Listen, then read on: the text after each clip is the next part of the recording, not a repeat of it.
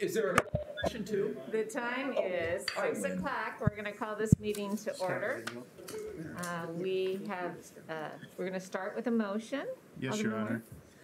I'd like to make a motion to approve the remote electronic attendance of 2nd Ward Alderman David Parker, 3rd Ward Alderman Mike Wendt, 4th Ward Alderman Dick Potter, 6th Ward Alderman Kevin Schoonmaker, Alderman at Large Sonia Berg at the Committee of the Whole and City Council meetings of February 2nd, 2021. Second. We have a motion and a second. We have a motion by Alderman Moyer, a second by Alderman Waldron. Call, please. Alderman Williams. Aye. Parker. Aye. Wendt. Aye. Potter. Aye. Moyer. Aye. Schoonmaker. Aye. Waldron. Aye. Berg. Aye. 8 ayes, no nays. That motion carries. Thank you. I'd like to begin this evening's agenda with an appointment. My appointment, I'm looking for approval from the City Council of Brendan John to replace the unexpired term of Ashley Pankey that will be expiring on June 30th of 2025 to the Planning Commission. Motion to approve. Second. Thank you. I have a motion by Alderman Waldron, a second by Alderman Moyer. Is there any discussion on that appointment? Roll call, please. Alderman Williams. Aye. Parker. Aye. Wendt. Aye. Potter. Aye. Moyer. Aye. Schoonmaker. Aye. Waldron. Aye. Berg. Aye. 8 ayes, no nays. That motion carries. Brendan may be on the call. Brendan, are you with us this evening?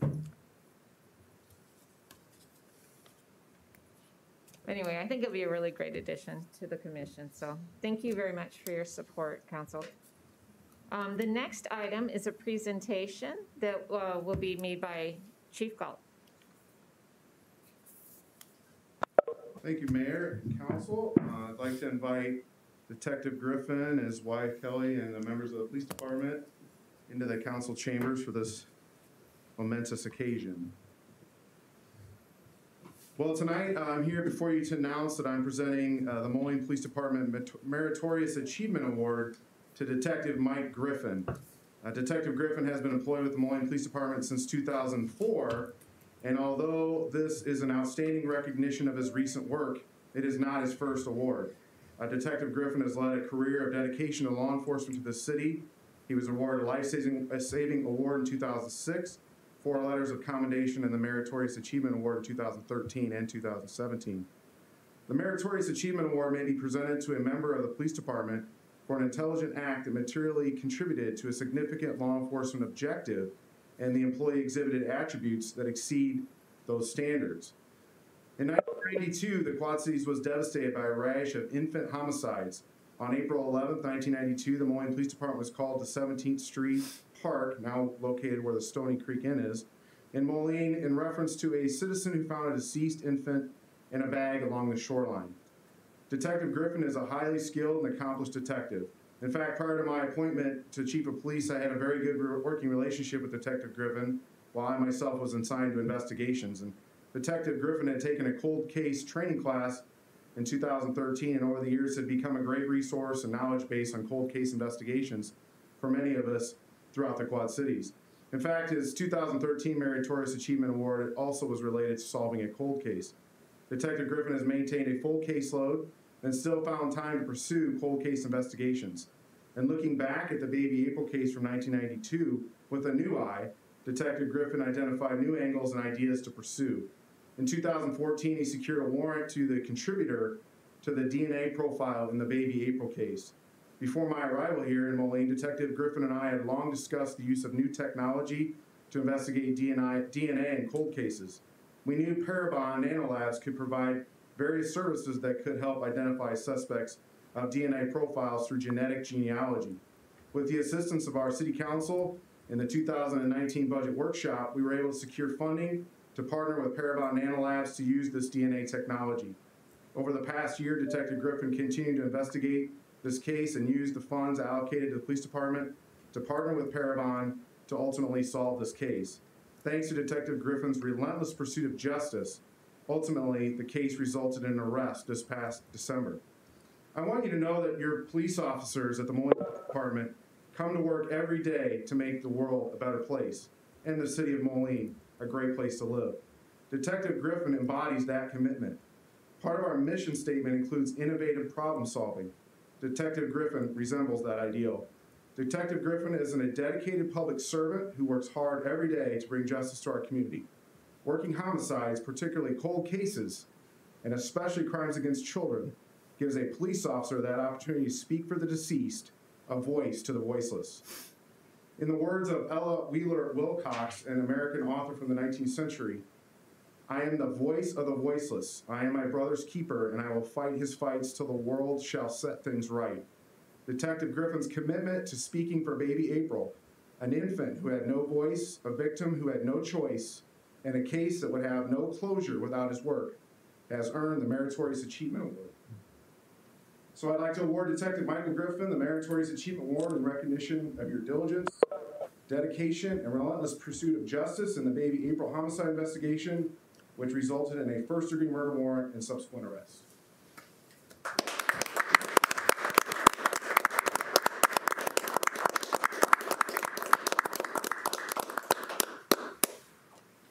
We also have this uniform pin, which likely you will not see him wearing uniform, so we'll pin it on his Under Armour.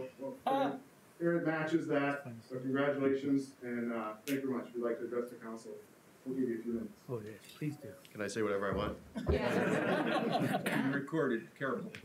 I would just like to reiterate what Chief Galt said. Without your guys' support and the budget item in 2019, we would not have been able to solve this.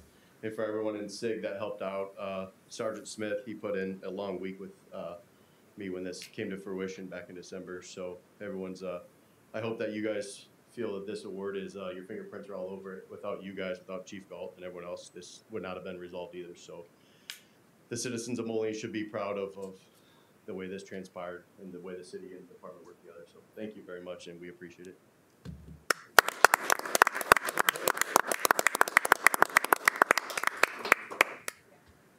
We like photos here, so. Strap it.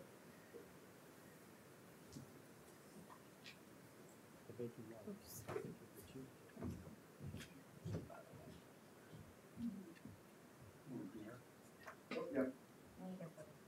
Sorry, everybody's got their own phone. Yeah. Oh, yeah. Chief, jump in, Chief, come up to us. Very reasonable. Our input is limited.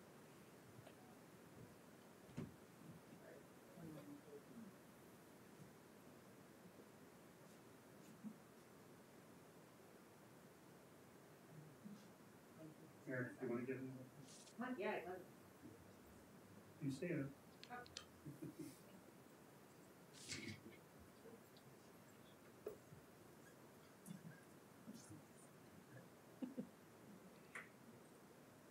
One more.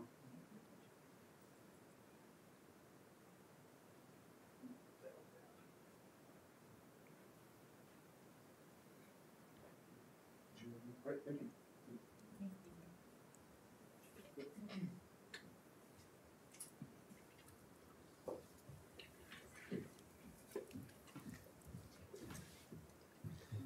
Right, the next presentation. Take your time.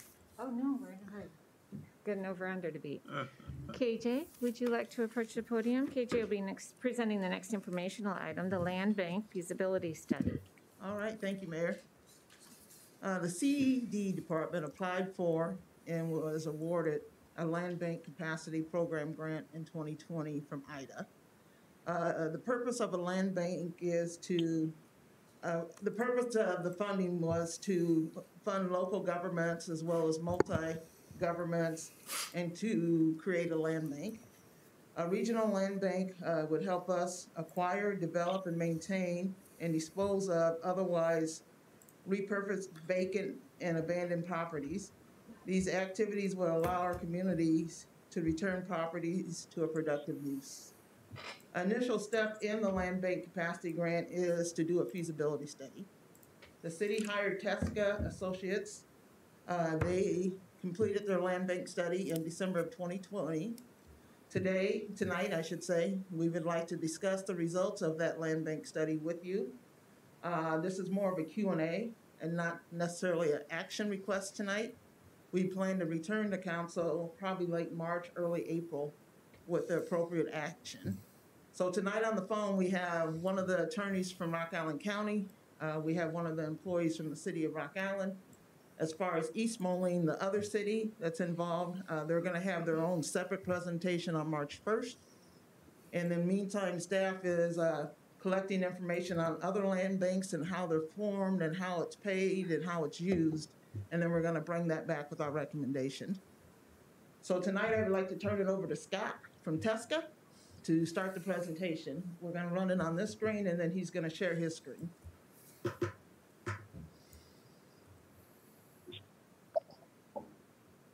Hi, Scott, can you hear us? Hello, yes, can you hear me? Yes. All right. Did that work? Let me see if I can make it bigger. Can you still see the presentation? Yeah, we can see it because we're running a separate screen. Great. So I'm Scott Goldstein. I'm a principal with TESCA Associates. I'm here with Brent Denson, and he's going to introduce himself in a minute as well.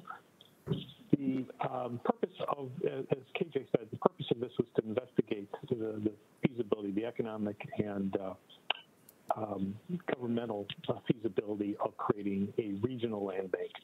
Right now we're calling the City of Moline Regional Land Bank. The name would be determined once you all come together. And we're going to talk a little bit about what this means, but we're going to give an overview of the site tonight, determine if there's a need for a land bank, analyze the demands, looking at the types of properties that are available in Moline and surrounding areas of Rock Island County, determine the financial viability of a land bank, talk about governance, and offer some suggestions for next steps.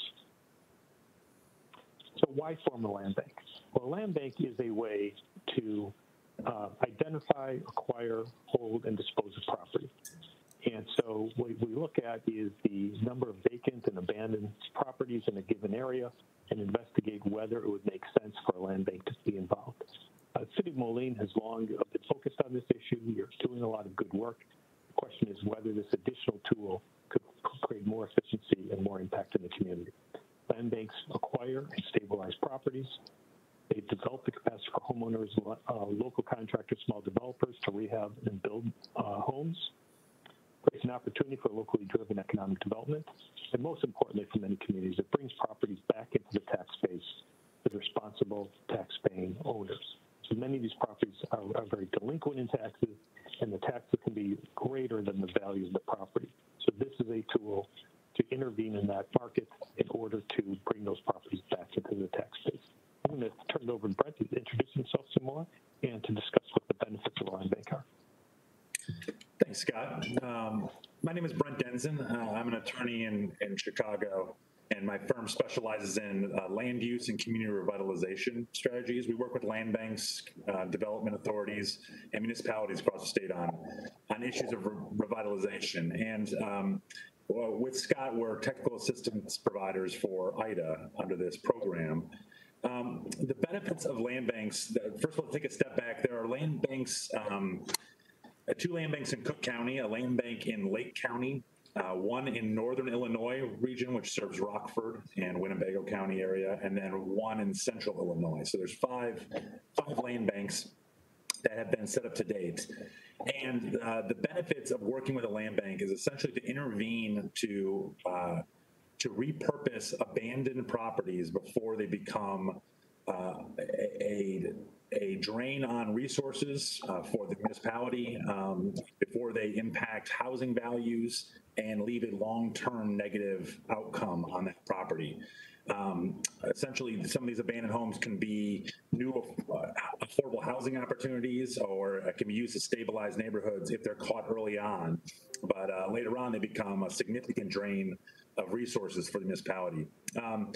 The structure of a land bank helps municipalities in a region and work with the county and different interjurisdictional components of governance that impacts abandoned properties, the tax system, the demolition system, all of the different areas of code enforcement, to put together a streamlined process for intervening on behalf of all the members in a way that that increases economies of scale, saves costs, and delivers better outcomes, and also patches into a broader development community that can be put together by a land bank as almost like a one-stop shop for people to engage and try to repurpose these properties. The use of a land bank is not it's not specific to one type of land use. So it could be residential, vacant lots, commercial, industrial, and the end uses have ranged from new housing all the way to solar farms. So it's used across the board to try to repurpose stressed property. Next slide, Scott. Yeah, I'm going to switch to the presentation. I realize there's a formatting error here, so just give me a second. No problem. So while Scott's shifting, one of the other benefits of a land bank is it can help patch all the member communities to broader funding sources. So you have one team that's working on this issue on behalf of all the member municipalities instead of having your own teams individually. There obviously you can bring together greater expertise, but also you can then build relationships with IDA, with federal funding sources to try to bring in money that would serve all the members and allow you to then focus on the other the other work that you have to do as part of the municipal staff. Okay, thanks for giving me that. Thank you, Brent. Can you see the diagrams? Does the screen share still work? I'm just seeing the benefits of land bank. I'm not seeing the diagrams yet. Okay, let me reshare.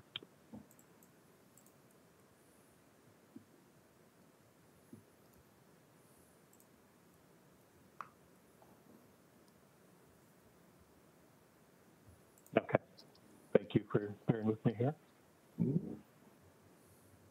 I guess stopping there for a second, are there any questions? This is kind of a Q&A and we can keep going, but any questions just on the background of land banking? This may be the first time you've heard of land banks. You may be familiar with them. Any initial questions before Scott goes into the benefits that a land bank could bring to the Moline region? I guess I've got one real quick. Because I'm a big proponent of the land banking and see the real benefit for housing and residential and those sorts of things. But one of the additional things we want to use it for, I mean, I think that's the primary for these vacant properties, but we also have some commercial retail properties and also maybe some just unique properties in Moline that we may want to land bank to control for future development for larger projects on in maybe a TIF or something like that. So we just want to make sure that how we set this up, that it's a regional approach, that we're able to work with our partners and everything, but also be able to do some of those specialized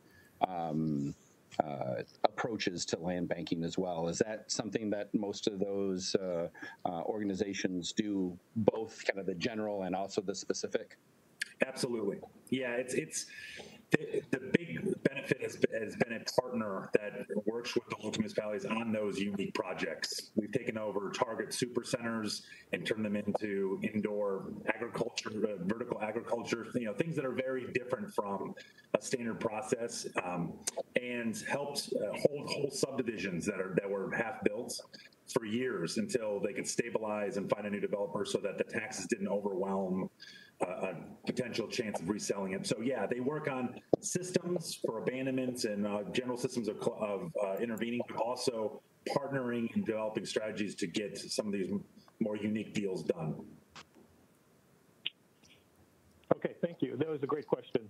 The nice thing is, let's think of a land bank really as a tool that is very flexible to be used to multiple purposes. So just want to check and make sure I'm on the right slide here. It says housing vacancy at the top. Is that what everyone sees? Yes. Okay, good. Okay, so the general picture is this is a tool. This can extend the effectiveness of the work that the city of Moline is doing, and doing it at a greater scale, because by working with your neighbors, you will bring greater efficiencies to this. So first, let's look at what the need is. And you can see in terms of housing vacancy rates, they're pretty high in this area. We are finding this throughout the state. You're not unique in the Quad Cities area. Unfortunately, throughout the state, we're having this issue. And that is why land banks have been becoming so important. And you can see on the right here the number of vacancies quite substantial in the city of Rock Island, the city of Moline, East Moline. In particular, it adds up quite a bit countywide. And the need is concentrated in this area. But we will say we see those issues in rural areas as well. It's not only in urban communities. We find housing abandonment taking place in all different types of communities. So in terms of the demand for the land bank, starting with abandoned housing units, look, we also, KJ helped us with your peer communities, look at the number of structures that have been demolished or planned for demolition. And then we also looked at properties available from the county trustee. And those are typically properties with 3 or more consecutive tax lien sales or properties with an open deed, and I'll define that in a little bit, a couple slides down.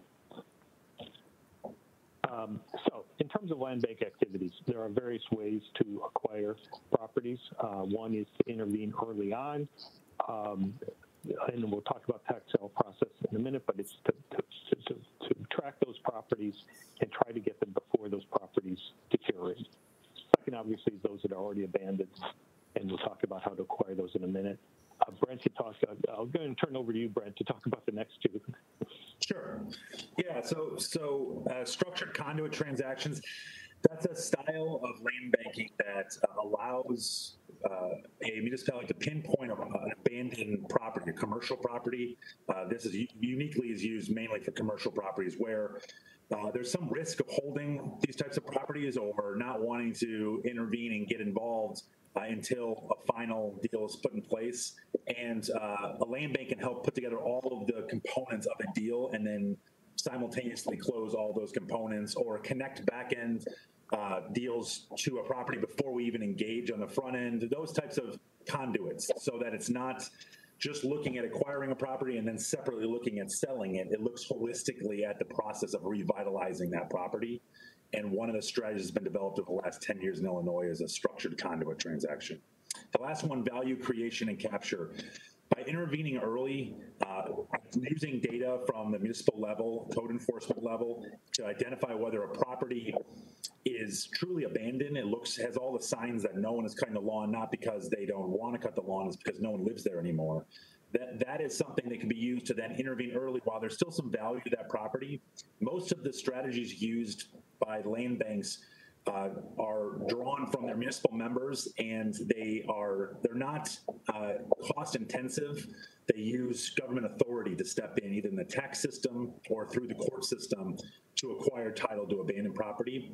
That allows them to turn around and find a new owner, build in a price that allows that new owner to make the improvements and have the final deal pencil out while still capturing a lot of the value in that property and then using that value to pay for the next transaction. So the South Suburban Land Bank, for example, in South Cook and Northern Will County, they got some seed money, but they predominantly use the income that comes in from the properties that they've saved to fund the next project. So it's kind of a win-win. Yeah, the community gets a property revitalized, the land bank, by intervening earlier, captures some of the value they've created and uses that so that we're not using taxpayer dollars to pay for land banking efforts. Thanks, Brad. In terms of one of the really important concepts of a land bank is land banks are not intended to hold property for a long period of time. The purpose of the land bank is to cycle that property to a better use, a qualified use, a tax-paying use, or a needed use in the community. A lot of land banks, especially some of the larger ones, like Cook County or Cuyahoga County, have been successful as they've moved along of almost creating a small development community by having pre-qualified developers who can help convey these properties. Sometimes these are contractors that are able to take on small projects, a couple homes at a time, 4 or 5 homes at a time, and that's a nice thing for the employment sector. A very common way is adjacent lots of neighbors that can be sold at a very low rate or given for $1 or $100 to neighboring property. In exchange, they have to clean it, they have to take care of it, sometimes they have to fence the property, and obviously they have to pay taxes going forward. Rehab and redevelop, you have a CDC in town, so working with nonprofit organizations or for-profits, perhaps a land bank can subsidize. We don't recommend that the land banks themselves become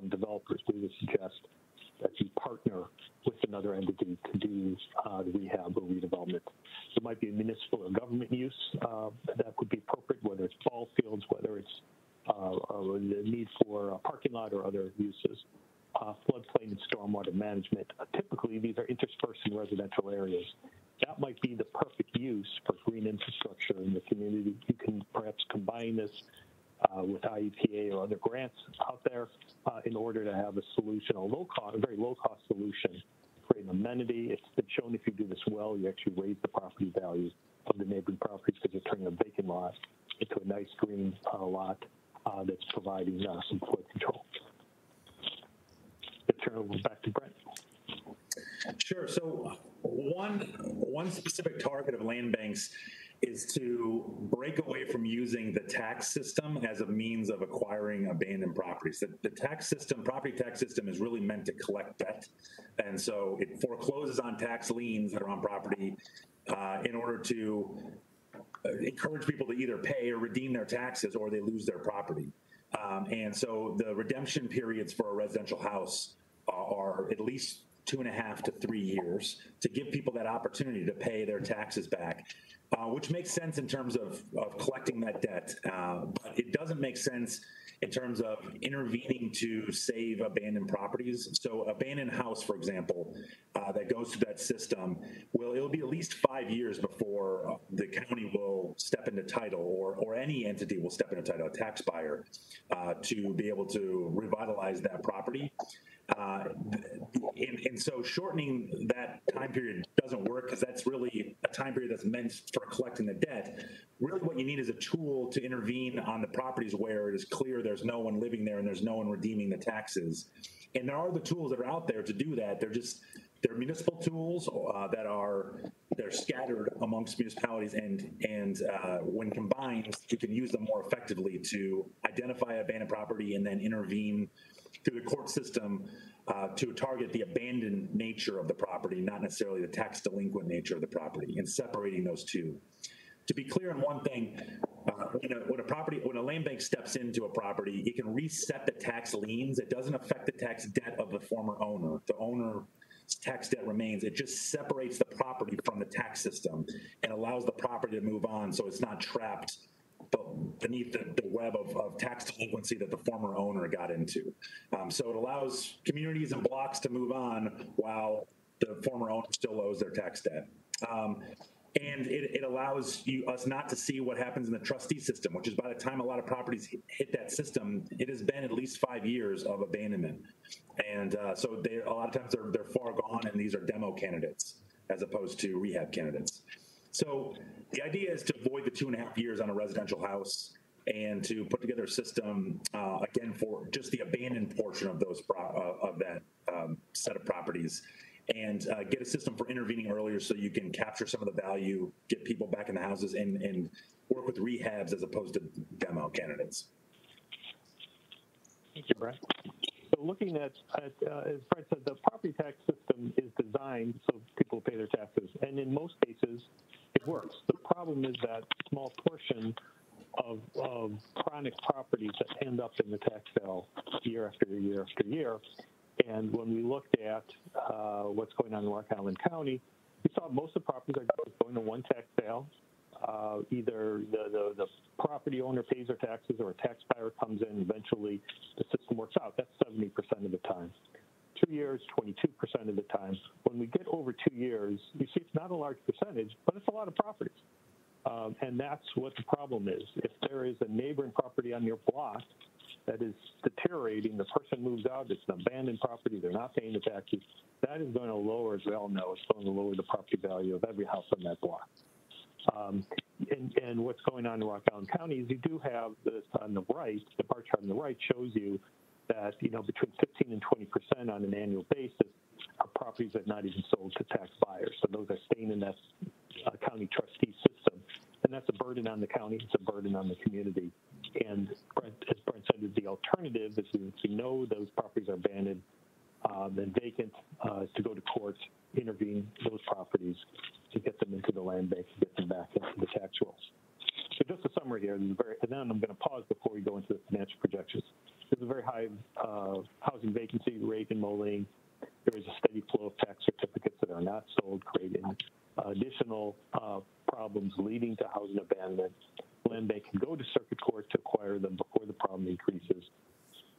The land bank can also address properties after the redemption period, but they can possess them from the county trustee if that's desired in marketing those properties. So just pause there. Are there any questions so far? Well, when you're talking about, are you guys going to go into some of the ways to reduce that time frame?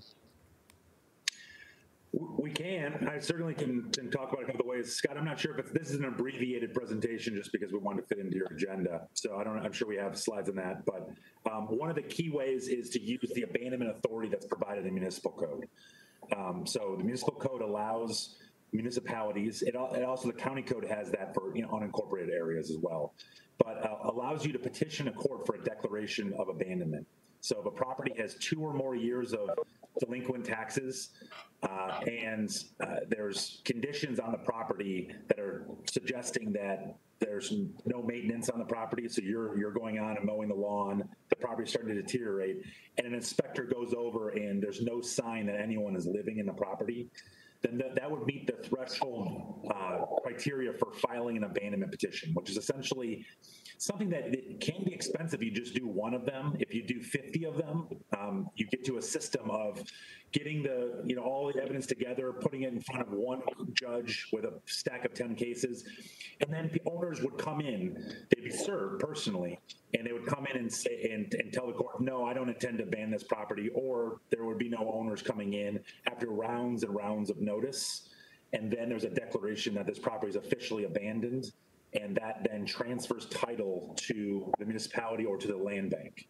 So that's a process that the land banks are using to streamline, get all the evidence together so that you can start to check to see if these are officially abandoned. Some will not be, most are. And they then will go to the land bank as opposed to it's the same process for a demolition order. It's just much better outcome for everyone involved to intervene if you know it's abandoned.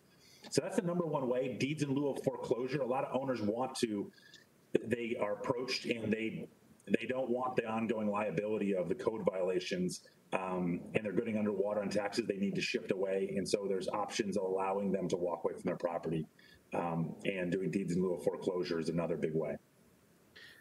Do you guys? Oh, sorry. Do you guys also work with organizations like under the Abandoned Housing Rehabilitation Act at all through the land banks? So we don't, mainly because the authority that land banks have is more effective than the authority that's provided in the Abandoned Housing Rehabilitation Act. So that's an authority that's provided to nonprofits to intervene, and is great for nonprofits if a land bank didn't exist. Those same nonprofits who come to the land bank and ask the land bank to intervene, and using government authority, we don't have to wait the periods of time.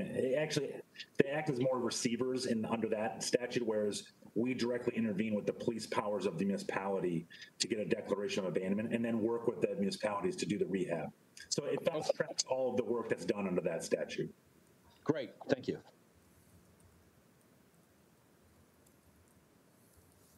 Okay, so what we wanted to do here is think of this as a little bit of a business plan, is to think about how do we match the need to the financial characteristics to make sure that this land bank would break even, because we don't want to set up a system where the local governments have to subsidize the land bank. So in this scenario, you can see we looked at different types of properties, starting quite modestly at about 14 properties in the first year, moving up to 40 to 50 properties by year 5. Improved properties, those are properties with structures on them, unimproved, essentially vacant land, abandoned properties. Property donations, that's what Brent was just talking about, where for tax reasons, there might be reasons why the owner would like to donate that property to the land bank. Bank mortgage foreclosures, pretty modest on those. It's a little bit more expensive to acquire. And similarly with Fannie Mae, Freddie Mac properties. So you can see that, through a variety of residential programs. Now, we should say to emphasize, land banks don't have to only be residential. The only caveat is the item money that you have under the land bank program can only be used for residential transactions. However, the staffing, part of their time, could be charged to the land bank. So it's a nice flexible program. So So let me walk you through this a little bit. So what we're looking at in year one is this is the revenue side. So this would be funds coming in through sales, pretty modest in the first year. We don't expect a lot of sales of those properties in year one. And it starts to grow over time. It starts becoming eventually year 5, year 6, year 7. The goal is a self-sufficient land bank as that market gets going. There are government grants the city of Moline just received, the Strong Communities grant, as well as the land bank program, the land bank capacity building program. Modest investment of CDBG or other funds. There are sometimes corporations that are interested in this project, and you can see the total revenue there, starting about $280,000. Most of that is grant money in year one, and over time, the grant money we're sort of projecting declining as the land bank becomes more self-sufficient through its sales. What are the costs? Well, the acquisition costs, you have that up on the top there, the improved properties, unimproved properties. Those are associated, if you look down about midway through this chart, demolition is going to be a large expense. We're assuming about 50% of the properties, unfortunately, may have to be demolished. But that's something you are doing now. You're spending municipal money on that. So get it off of your ledgers into the land bank. There'd be some maintenance funds, mowing the grass and that sort of thing. Again, rehab would be an optional item. Again, we don't recommend that the land bank actually do rehab, but we put in a modest amount of money here as grants to other providers in order to make those deals work. There would be staffing expenses. What we have found throughout the state is you really do need a full-time staff person to get this off the ground.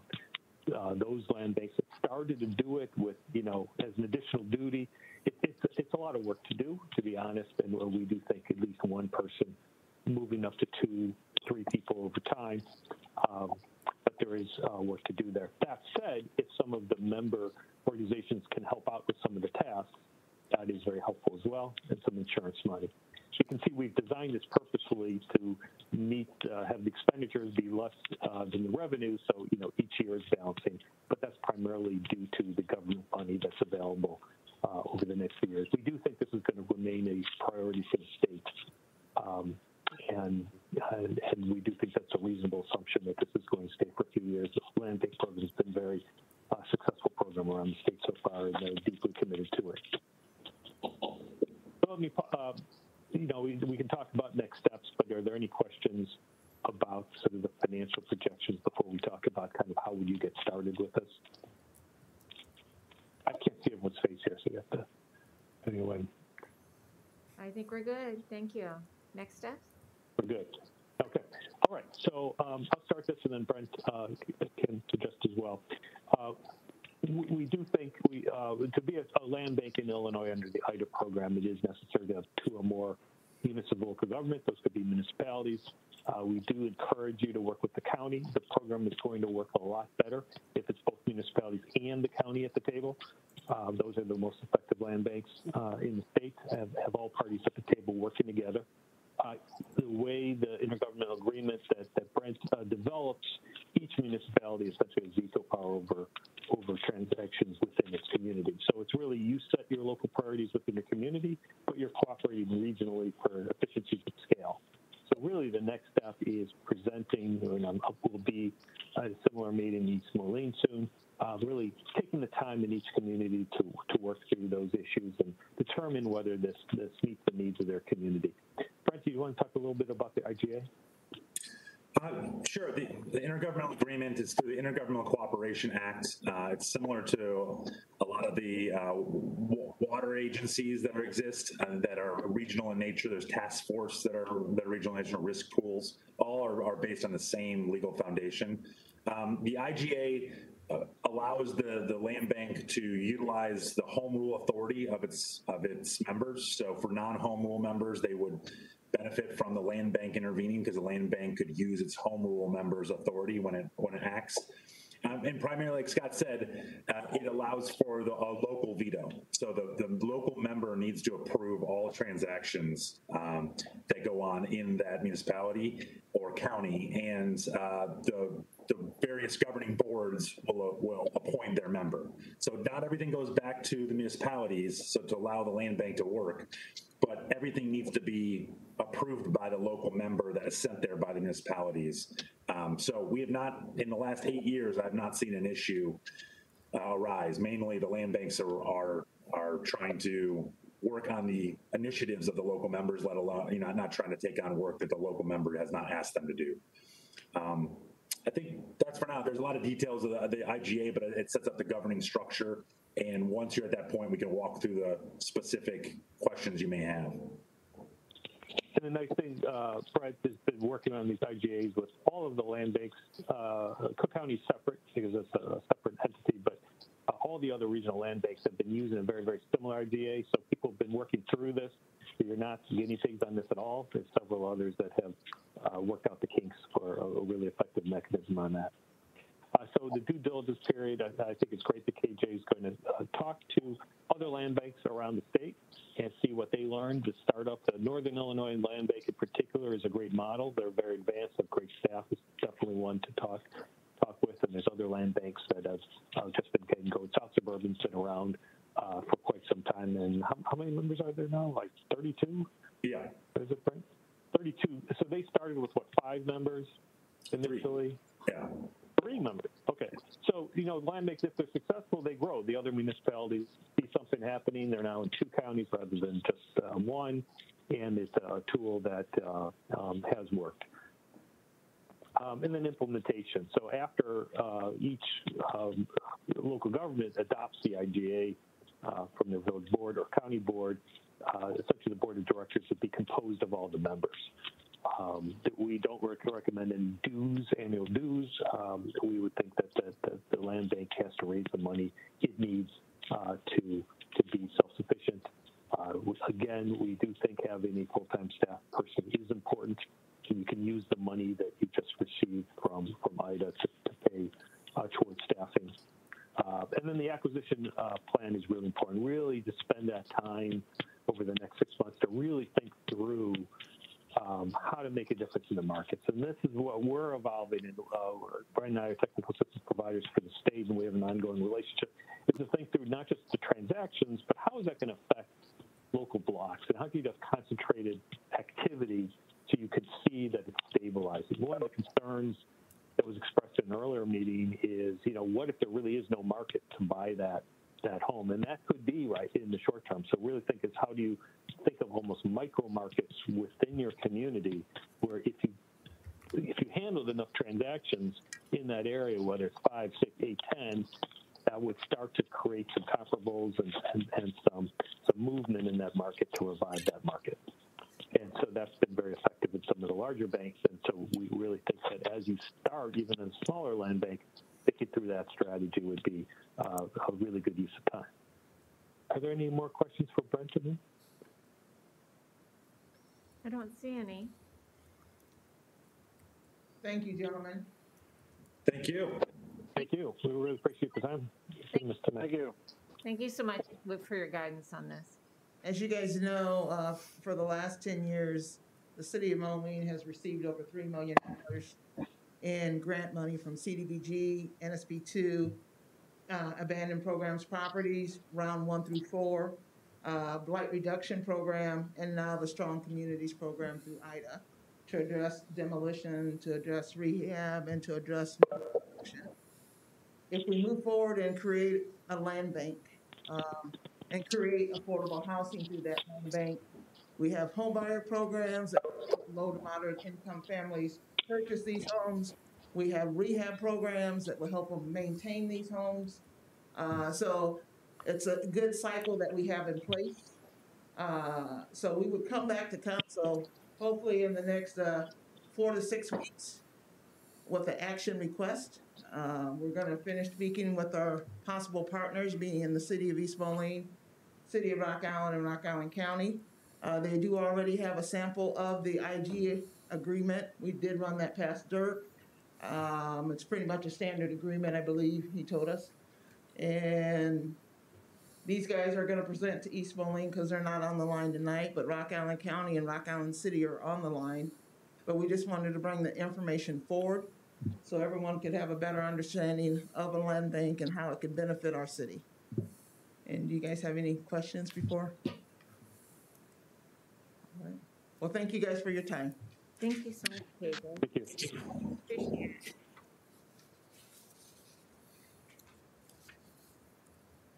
We have a couple of items that we're adjusting on the agenda. So on the committee of the whole agenda, we will be postponing items number 12, 13, 14, 15. And we will have a different presenter on items 16, 17, and 18. Those will be presented by Tony Lodi. So let's get started. Item 1, 2021 seasonal staffing. Leah Miller will be presenting this evening. Leah?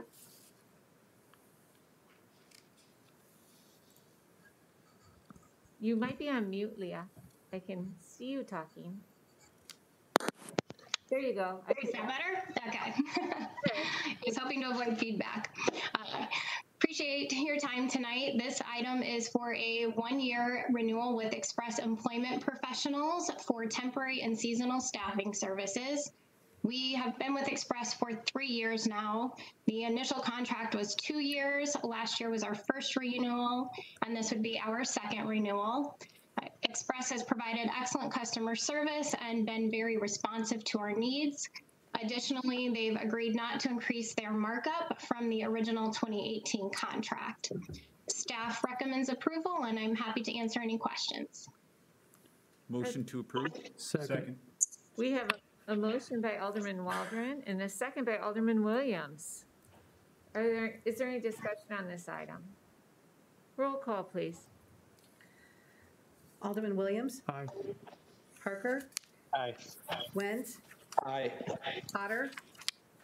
Aye. Moyer? Aye. Schoonmaker? Aye. Waldron? Aye. Berg? Aye. 8 ayes, no nays. That motion carries. Thank you, Leah. Thank you very much. The next item is item number 2, sidewalk waiver for M&W Properties. Chris Mathias will be presenting this. Oh, yes, Chris Mathias. Hi, Mayor. Can you hear me? We can, thank you. All right, thank you. So one thing I wanted to point out, I looked on the council action report here, and it says that this is a waiver on the 38th Avenue side, and I want to clarify that this is actually a consideration for the 41st Street side. This property has 3 frontages, so the 38th Avenue on the north, 41st Street on the west, and then John Deere Road to the south. So we're excited as this project moves forward. You know, the shell of this building here at 4100 38th Avenue is pretty complete, and they've started now the construction of the poncheros on the south tenant there of the 3 tenants. So we're excited to see this property and this business move towards a final permit here in a few months to get the poncheros open. This request tonight is for a sidewalk variance. So the applicant, instead of installing a sidewalk along the 41st Street frontage, would deposit $10,800 into the city's sidewalk improvement fund. So the staff recommendation on this is approval, and so we'd ask for your approval of this variance tonight. Move to approve. Second. We have a motion by Alderman Wendt, is that correct? Yes. A second by Alderman Waldron. Is there any discussion on this item? Alderman Wendt. Thank you, Your Honor. I got a couple of questions. One, and we had talked about this a while back, but I don't think that we ever closed the loop on it. Along the 38th Avenue side, I know we got that 10-foot right-of-way for the eventual bike path or whatever through there. But one of the concerns I think you and I had talked about was, as they're grading it and sloping it or whatever, is there sufficient, or is the grading appropriate that we're going to be able to put a bike path along there eventually? So I went out and looked at the site today. The grading, I mean, the grading to me appears to be the same as all of the other, as you move down that corridor to the east, it appears to be the same. So I don't believe that the applicant has changed the grade to make it worse for a bike path to go in there, but I certainly don't think, you know, it certainly has not been prepared for a bike path to be placed there. And, you know, Alderman Wendt, you know, we talked about this, looking back at the motion that was made, the minutes weren't quite clear what that I was able to find for it, but my recollection was that the council direction was to have 10 feet of right-of-way dedicated from that north portion of the site. You know, that was done when the plat was recorded, and so, you know, I feel that has been. I feel that council's direction was met with this, but no, I don't. It hasn't been prepared like for a bike path to go in there. And I think if you look at this, I think it would need I think it would need. Yeah, I'm not a surveyor, I'm not an engineer, but it looks to me like it would need a retaining wall to be placed for a bike path to go along that corridor, just because of the way the grade changes, just the natural grade of how it is now before development even goes in. Any other discussion? Alderman Went? Yeah, a follow-up with that. So that's somewhat concerning because obviously, I mean, if the intent, we obviously all wanted and the reason we did it was for a bike path, and now if we're in a situation where you got to put a retaining wall, I think maybe in the future, we ask staff to help us through this process to make sure that those sorts of things are clear with a developer, because they would have had to, because I think we allowed them not to put in a sidewalk, they would have had to grade it at least to be able to put a 5-foot sidewalk up there. But from what you're talking about, it doesn't sound like it was even graded well enough for something like that, right? Correct, and that's correct. But I guess what I would point out is the developer did give 10 feet of property, which does have a high monetary value towards this. So you know, that was, as a staff person, that was what I felt like the developer was providing to that project. But I didn't, it hasn't been prepared for a sidewalk or for a bike path, other than how it naturally, you know, how the grade is naturally, I would say. I don't think it's changed much since the development's gone in.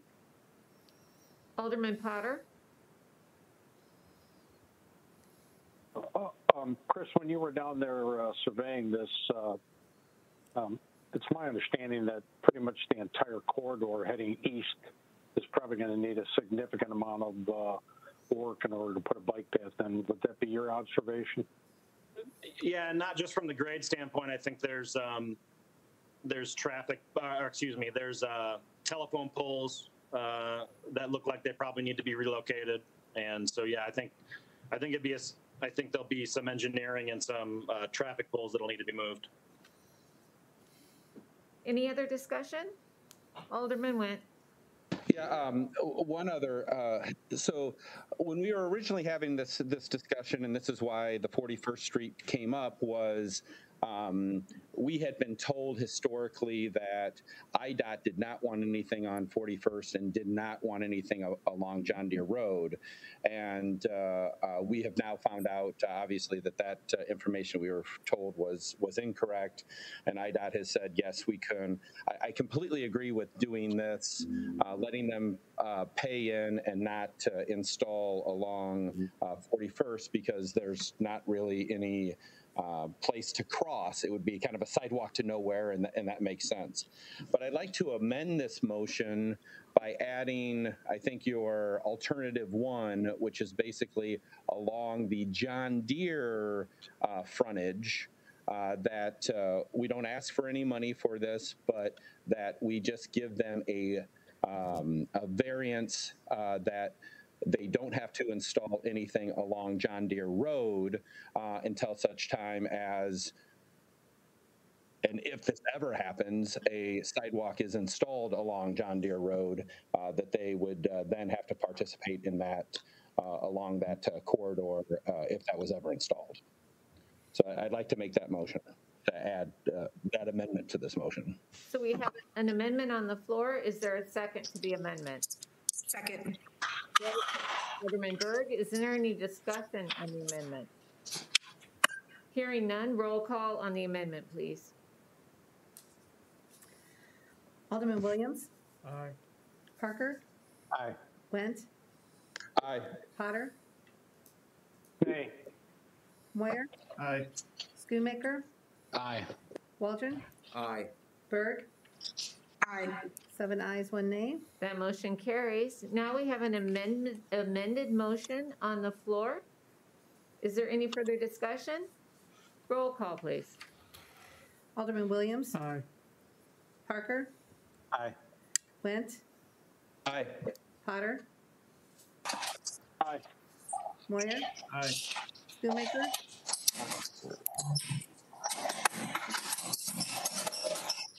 Alderman Berg. Aye. I'm sorry, Alderman Berg said aye. but did Alderman Schoonmaker? No, Alderman Schoonmaker hasn't spoken yet. Alderman Schoonmaker? Aye. Alderman Waldron. Aye. 8 ayes, no nays. That motion carries. Thank you very much, Chris. Thank you. The next item will be presented by Sarah Mark, Fleet Facilities Coordinator. It is a hiring moratorium exception for mechanic vacancies. Sarah? Thank you, Mayor. Good evening. I'm here to ask for an exception to the hiring moratorium. I know that my council action report may have come across a little bit confusing, so to clarify, I currently have 1 unfilled vacancy and 2 positions that are temporarily filled. Authorization for this exception would allow me to fill all 3 positions permanently, 1 mechanic 2 position that is our journeyman level, and 2 mechanic 1 positions that are our entry level. Fleet maintenance is responsible for maintaining and servicing over 300 pieces of equipment to perform in various activities across the city. By maintaining a full staff of 8 mechanics, it helps to ensure that there are enough mechanics available to continue to provide excellent service and timely repairs to keep our rolling assets where they should be on the road and doing their jobs. Staff recommends approval. Motion to approve. Second. We have a motion by Alderman Waldron and a second by Alderman Went. Is there any discussion on this item? Alderman Went. Yeah, I just wanted to, one, say that I want to support this, but 2, I'd asked some questions of Sarah today regarding the performance of the fleet and fleet availability, comparing second and third and fourth quarter of 2019 versus third and fourth quarter of 2020. 2020. And I just wanted to say you guys did an amazing job. You guys not only had increased fleet availability during the pandemic and short staff and those sorts of things, but you also, at the same time, reduced overtime by over $50,000 during that period of time. And so it really shows how you guys were so diligent during this process, even though you were short staff, that you were able to keep our fleet over, in third quarter, over 90%, and over fourth quarter, over 94%, which was up 5% from the year before. So great job, keep it up, and I'm going to support this to keep that process going, and for you guys being diligent with the taxpayers' money. Thank you so much. Thank you. Alderman Schoonmaker.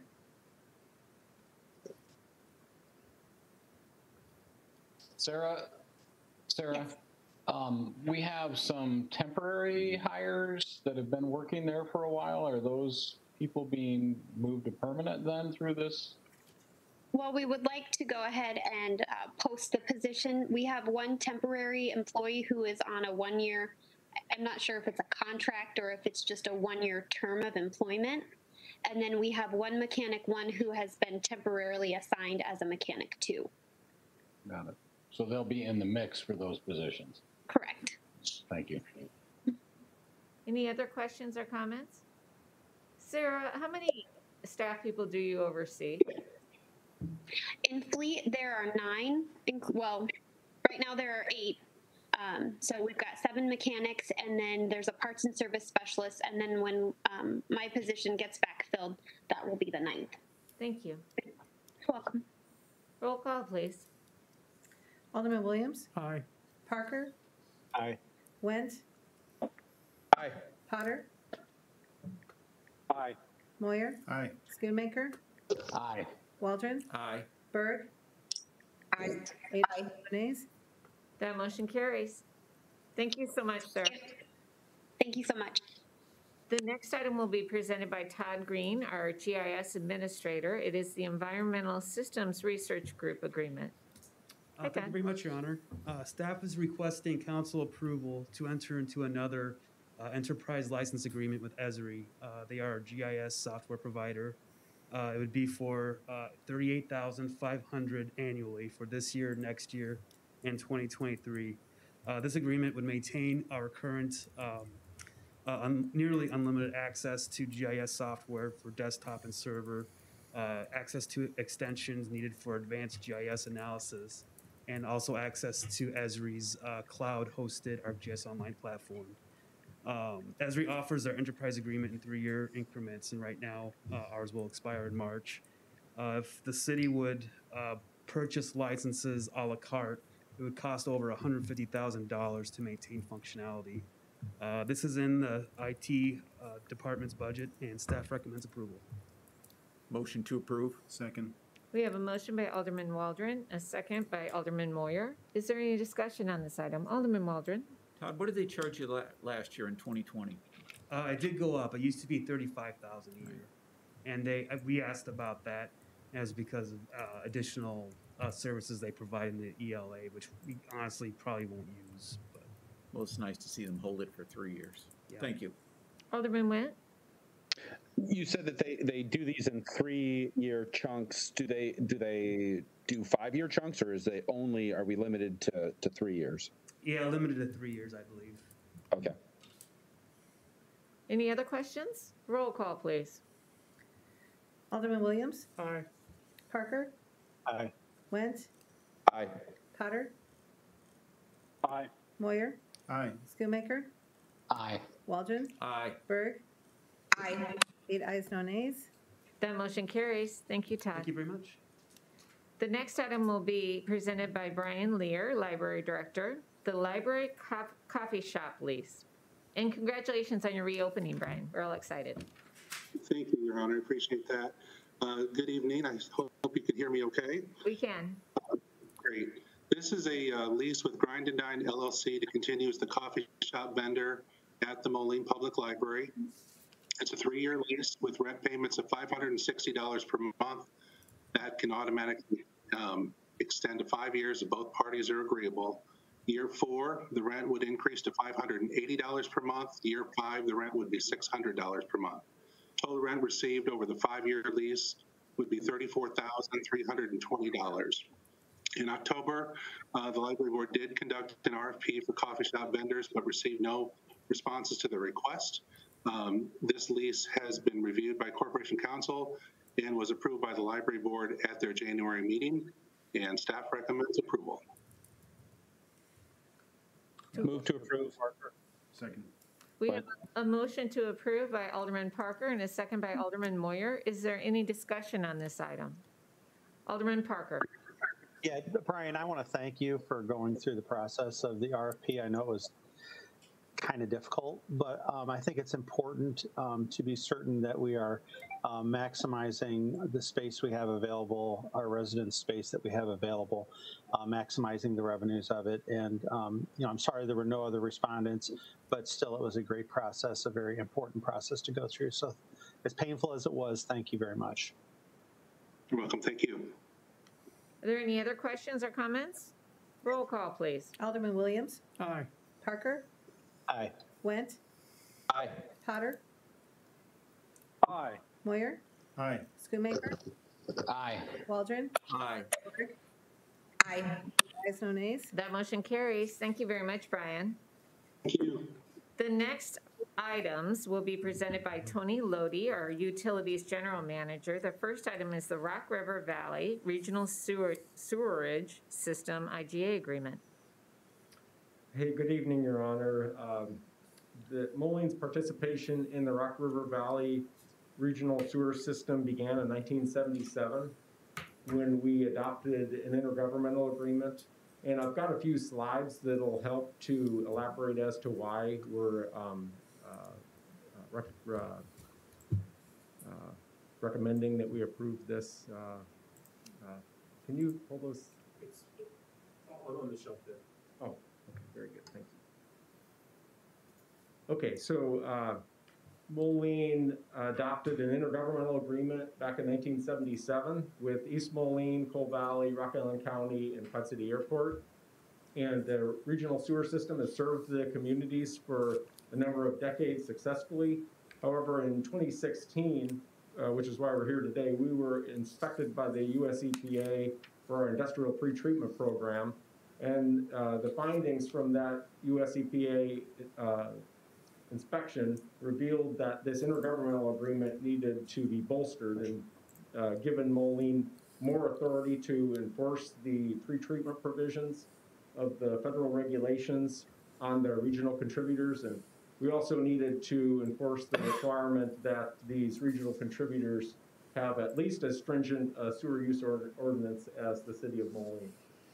So as we prepared for this amendment to this intergovernmental agreement to make these enhancements, we asked ourselves as staff, what's the value in having Quad City Airport and Rock Island County continue as participants, because they, the Quad City Airport sewer infrastructure had been transferred to Moline back in 1998, and the Rock Island County's participation in the IGA was necessitated around their operation of a nursing home, which has since been abandoned and demolished. So here's a graphic that shows the intergovernmental agreement. Moline South Slope Wastewater Treatment Plant is the treatment facility, and then the yellow lines represent the regional interceptors, and you can see the contributors there. So we've discussed with Rock Island County their participation going forward, and they've agreed to opt out. And so we've developed, Dirk and Rock Island County have developed an amendment to the intergovernmental agreement that removes Rock Island County and then also transfers the capacity ownership and Interceptor F, which was previously shared between Rock Island County and Coal Valley, to Moline. So going forward, if adopted, Moline would share 100% of the capacity in that interceptor with the village of Coal Valley. So Rock Island County has already adopted this amendment, and if approved, we would pursue adoption from the other participants also. Staff recommends proceeding and approving this amendment. Thank you. Motion to approve. Second. We have a motion by Alderman Moyer, a second by Alderman Waldron. Is there any discussion on this item? Alderman Moyer? I'm just curious, East Moline has 0%. If you go back a slide, why are they a participant? So East Moline, they have 0% in that particular. You know what? There must be an error in that slide, Alderman. It's A-2, I think they have a percentage of. Okay. Yeah, which is not included in the slide. I'm sorry. So part of the, thank you, Alderman. The interceptor that they do have ownership in is not included in the slide. Must have been cut off. So so if you look here on the graphic, it's hard to see, but Division A-2, which is just to the east of the star, that's the portion that East Moline has some capacity ownership in. Are there any other questions? Alderman Witt? Thank you, Your Honor.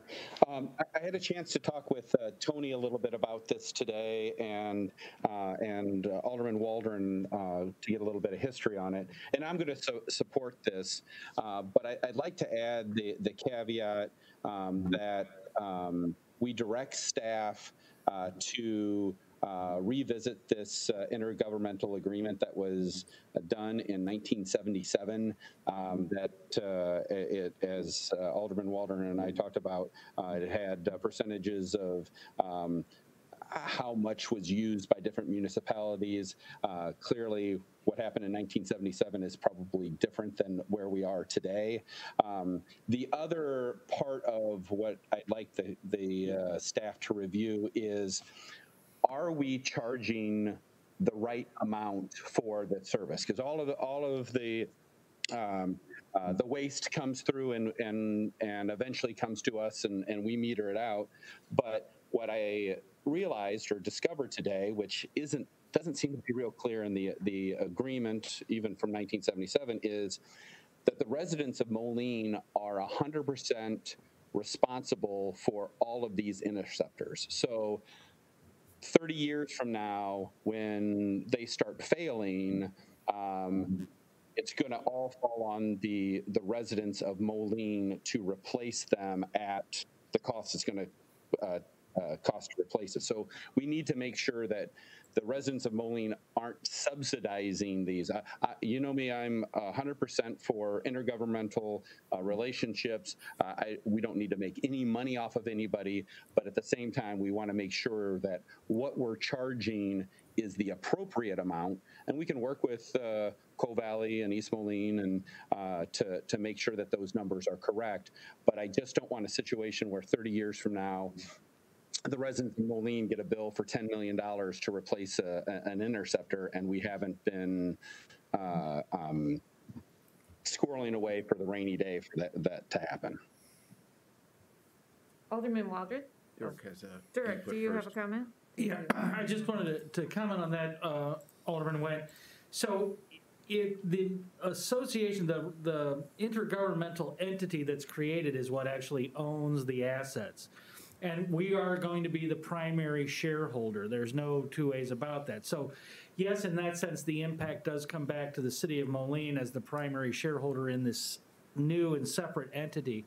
And to your point about having to renegotiate, that's absolutely got to happen. The airport already shifted, except on paper, all of the obligations and things away from themselves. The county is now out. And what customers exist in the unincorporated part of the county that are on this system, they get water from Coal Valley, but Coal Valley doesn't provide the sewer system. The Coal Valley is the only one getting the revenues. So we've got to sort that out. And so the 77 agreement has a number of problems, all of which JD and Tony have identified. So you're going to get your wish. We have to have a new agreement, but there's going to be some hard political conversations to have with Coal Valley because I think to a person, everybody here thinks that the rates being paid are insufficient. And that's always a fun conversation to give to your neighbors in the IGA, that they've got to bear their freight. So all that's coming, it's just going to be hard conversation. Thank you. Alderman Waldron has the next comment. I think Dirk hit on my comment already. One thing I wanted to say is that I started with the city in '79 and was familiar with, I'm dating myself, with this agreement shortly after I started. And we were always somewhat suspect of the percentages. They were engineered at that time, and clearly, as Alderman Wint said, they're probably not accurate. We know they're not accurate for Coal Valley's flows based on its being metered. And my suggestion is that we need to redo this agreement. And one suggestion I'd like to make, pending the next item, is this will be difficult talks, and this will be an issue related to figuring out the flows from everybody in these interceptors, is what they're called. Everybody has a capacity or a percentage of that interceptor they own, so to speak, for usage. And I would just like to warm you up for the next item that it's probably high time that we re-look at this, get this re-engineered, so that when we go to talk with Coal Valley, East Moline, and wherever else, that we're talking with good science and we've engineered it correctly. And I'll make a motion when we get to the next item, which will basically be that we add this to Strand's look at and their next contract. They're looking at all the processes related to South Slope. This is a huge factor of inflow into South Slope. It makes sense. Yes, there'll be a cost, and maybe we do an addendum onto the contract. We get a price from Strand, but at least keep that in mind as when we get to the next one. Thank you, Your Honor. Alderman Wint? Thank you, Your Honor. I couldn't agree more, and I'll be supporting Alderman Waldron on the next item as well. But I did want to ask staff, as far as the IGA, and if we wind up adding this on to the next item, when is a reasonable time? Do you think by July 1st? Of this summer that we might be able to get to a point where we have worked on this to come to agreement? Is that too soon? Does that provide you guys enough time to, or a good target? spot to revisit this? I would say, Your Honor, regarding the work, I think June, July timeframe is appropriate. However, I would echo what Dirk said. There's going to be some political discussions that will need to take place, and I won't have any control over. Yeah, I would say that we can come back with the science by June or July that'll drive the conversation. It's remember, this has got legs and was motivated by the fact that EPA came in and said, we're going to do things differently than we did in 1977. And as a result, everybody's got to own, control, and have in place ordinances for whatever capacity they have. And that's when the county said, we're not actually got our hands on any controls, and putting in paper controls is silly since we're not actually doing anything. So that's why they're opting out. The airport was already there essentially saying, we don't have our hands on any controls, but we'll still leave the sticker on them that says they're airports. Well, talk to the airport's attorney, Mr. Strandland, and they understand where they're headed, and that doesn't make any sense for them. This is the Band-Aid, but to fix the underlying health issue, if you will, beyond the Band-Aid, requires the science that Alderman Waldron has talked about with the capacities and the flows to get that done within the new EPA requirements, and then that will help drive the politics. So what I could tell you, Alderman Wendt, is we can probably bring the science back by June or July, but that will be the prelude to the full-fledged political conversation. That would be great. I think that's a good foundation to start that conversation. Thank you. So this particular motion, as it stands, has not been amended. So are we prepared to vote on this motion? Roll call, please.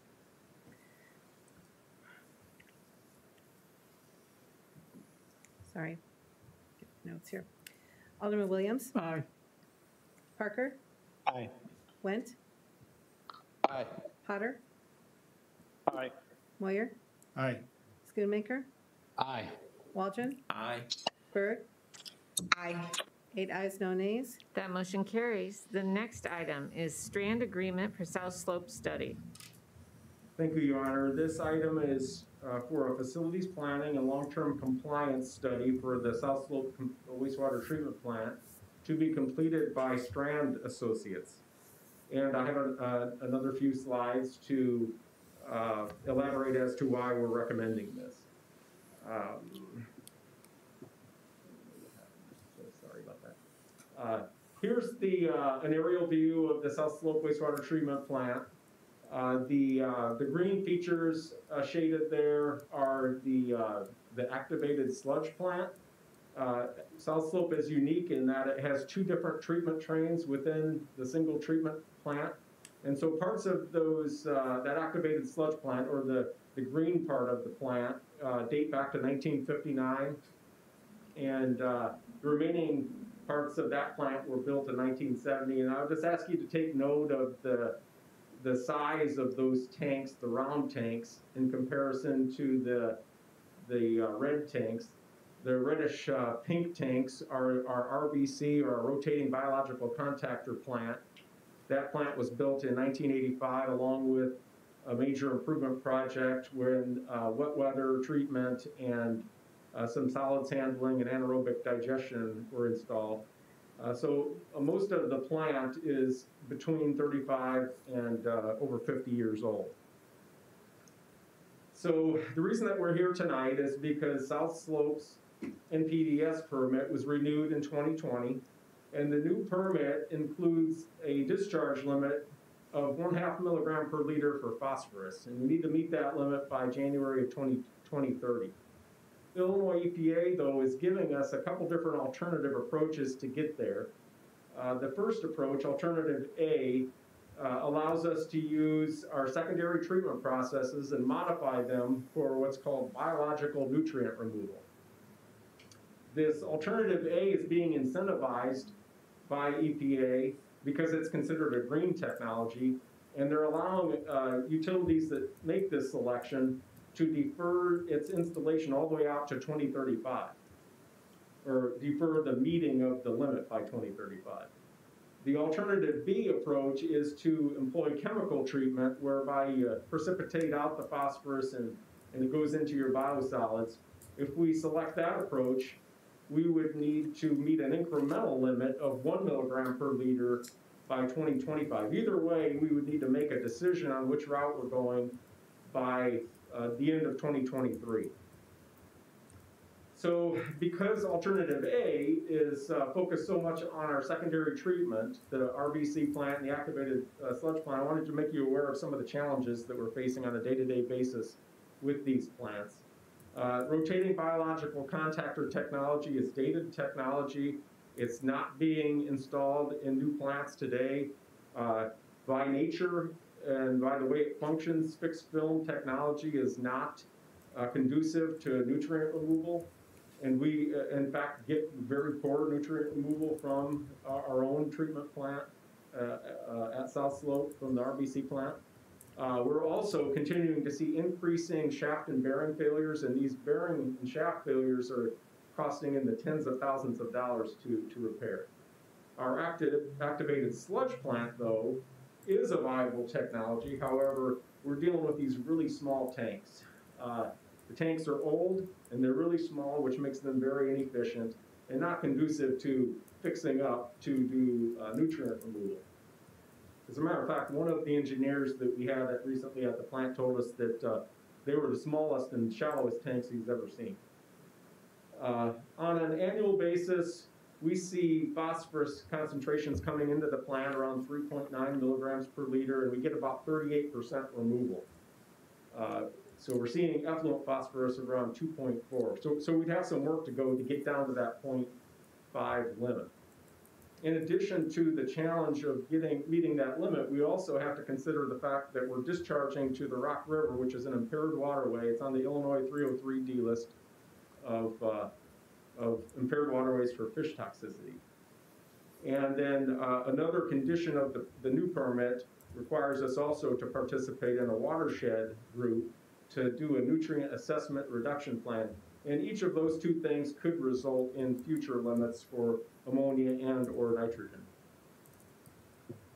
So in addition to the new limit and the special conditions and the challenges related to secondary treatment, the plant's it's getting old, it's showing its age.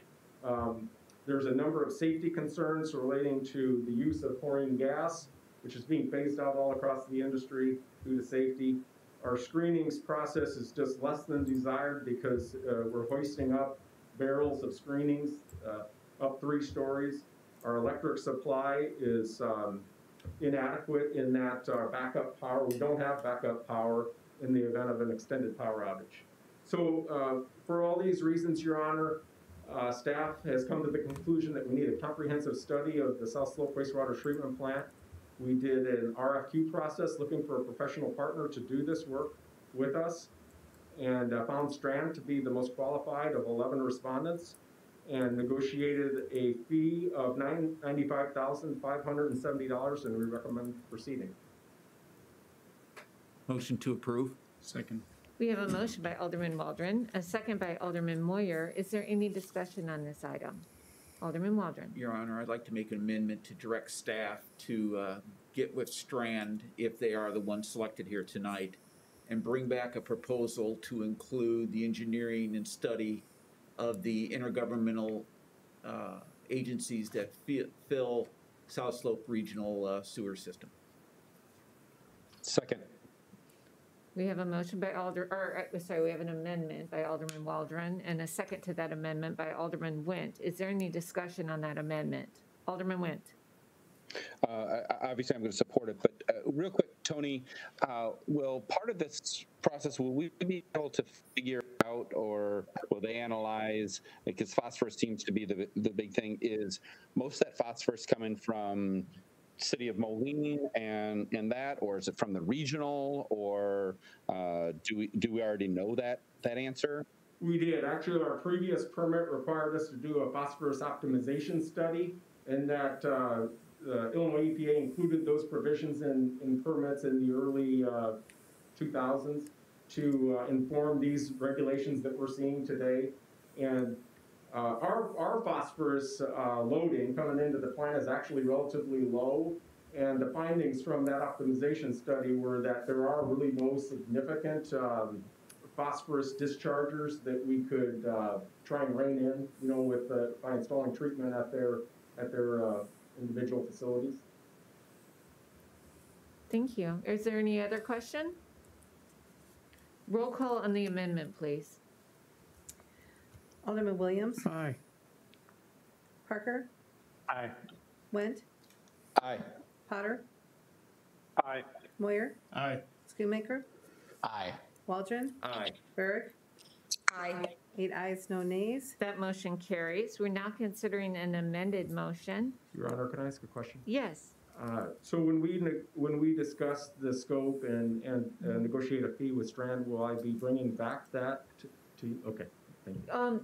I would think so. Well, if it doesn't exceed 15,000, which it will. It will exceed. I don't want to tip their, Yeah, we if I probably may, need to revisit. we've got a master agreement with Strand, and we're working on modules under it, so it'll be easy to determine. To the mayor's point about 15,000, I do probably anticipate that it will, but it's set up nicely to handle the amendment. Thank you. Thank you. Tony, I have a question for you. So I've seen different numbers, and I'm wondering what your feelings are on it now about the renovations that will come for South Slope. Do you estimate them to be, I've seen 50 million, I've seen 60 million, I've seen 5 years. What are your thoughts? You know, that's a good question. We are truly open as a staff as far as which direction to go. Strand is actually listening in on the call, I believe, and we've tasked them with trying to reuse as much of the existing plan as possible, and we've actually also directed them to give a hard look at the chemical treatment, which clearly will be less capital intensive. If in fact we do end up installing a major improvement similar to what we did at North Slope, it'll be on the order of 40 or so million dollars. 40 million? Mm-hmm. And what is your timing on that? Well, that's another good question. I actually discussed with Alderman Waldron this timing today. We have some concerns as staff that we've taken on some debt related to North Slope, and by, if we do end up on alternative A where we select biological nutrient removal, it does allow us to defer that expense related to the capital costs to a significant portion of the debt related to North Slope is paid. So when do you think the renovations would happen? Sometime in the next 5 to 7 years, probably. Okay, thank you. Mm-hmm. Are there any other questions on the amended motion? Roll call, please. Sorry, I'm noting. Can I just clarify, since Dirk's comment, does that agreement still need to come back to council? Or is he saying it can be handled? We don't know yet, so it depends on what level that module, what they estimate that module cost to be. Got it, thank you. Alderman Williams. Aye. Parker. Aye. Went. Aye. Potter. Aye. Moyer. Aye. Schoonmaker. Aye. Waldron. Aye. Berg. Aye. 8 ayes, no nays. That motion carries. Thank you, Tony. You have one more here. I think you have more later. The hiring moratorium exception, water plant mechanic operator. Okay, Your Honor, thank you. So, similar to Sarah, I'm going to be requesting an exception to the hiring moratorium. Back on January 5th, you approved an exception to fill a water plant operator vacancy. We had a water plant mechanic operator transfer into that vacancy. And in addition to all that, we're nearing the end of our recruitment for a water plant manager. And so what I request of you is authorization or an exception to the hiring moratorium to authorize staff to recruit for either one or the other, a water plant operator or a water plant mechanic operator. I'd like to visit with our new water plant manager and discuss this with Marty that, once we get this new person onboarded and bounce this idea off them, and we believe that there's pros and cons to either direction, and I'd really like to get the new manager to weigh in on this. So you're asking us in this motion to be flexible and open it up to either be a water plant operator or a water plant mechanic operator? That's exactly right. Thank you. Is there a motion? Motion to approve? Second. We have a motion by Alderman Waldron, a second by Alderman Moyer. Is there any discussion on this item? Roll call, please. Alderman Williams, Aye. Parker, Aye. Went, Aye. Potter, Aye. Moyer, Aye. Schoonmaker, Aye. Waldron, Aye. Berg. Aye. 8 ayes, no nays. That motion carries. Thank you, Tony. Thank you. The next item will be presented by Chief Galt, temporary modification to Fire and Police Commission rules and regulations. Thank you, Mayor. Good evening, Council. The current promotional list for police sergeant has expired. It has been exhausted. And the lieutenant's promotional list expires this summer in June. To establish the promotional testing process, not necessarily promoting anybody, but to get this process going, takes about 6 months for us to advertise and do the testing to establish a list, which we're required to have by law. However, due to the vacancy of the police captain, that causes some problems with our police and fire commission rules. And Chapter 4, Section 3A2 provides in both the, and then B3, in sergeant and the lieutenant's testing process, require a review panel that allots points, 35 points to the sergeant and 20 to the lieutenant's testing process, to a review panel consisting of the department captains. At one time, the department had 3 captains, then 2, and we currently have 1 in a vacancy. So with that, if we don't make a modification to the rules, one person, the current captain, would have total control over those points, which doesn't seem like a good idea to either myself or the union. So the Police and Fire Commission has in front of you a temporary modification to the rules. The red line is there. It's very simple.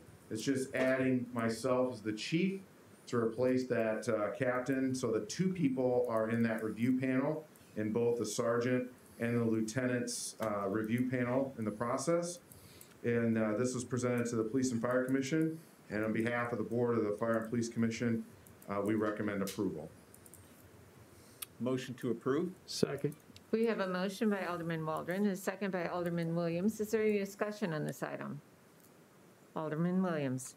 I actually like this with the, you know, a chief's legacy is the people he chooses to promote. And I think by having the chief's fingerprint on these promotions as well as the captain, it serves everyone far better. And I think it's a good move. I would agree. Roll call, please. Alderman Williams, Aye. Parker, Aye. Went, Aye. Potter, Aye. Moyer, Did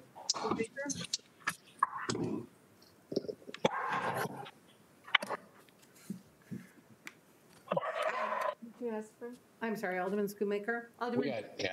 We can't hear, and there's a lot of background noise. Yeah, somebody's off mute and it's just got background noise. Alderman Waldron, Aye. Berg. Aye. 8 ayes, no nays. That motion carries. Sorry about that, Alderman Schoonmaker. Thank you very much, Chief. Oh, we have another one for you. Firearms proficiency, FOP, MOU.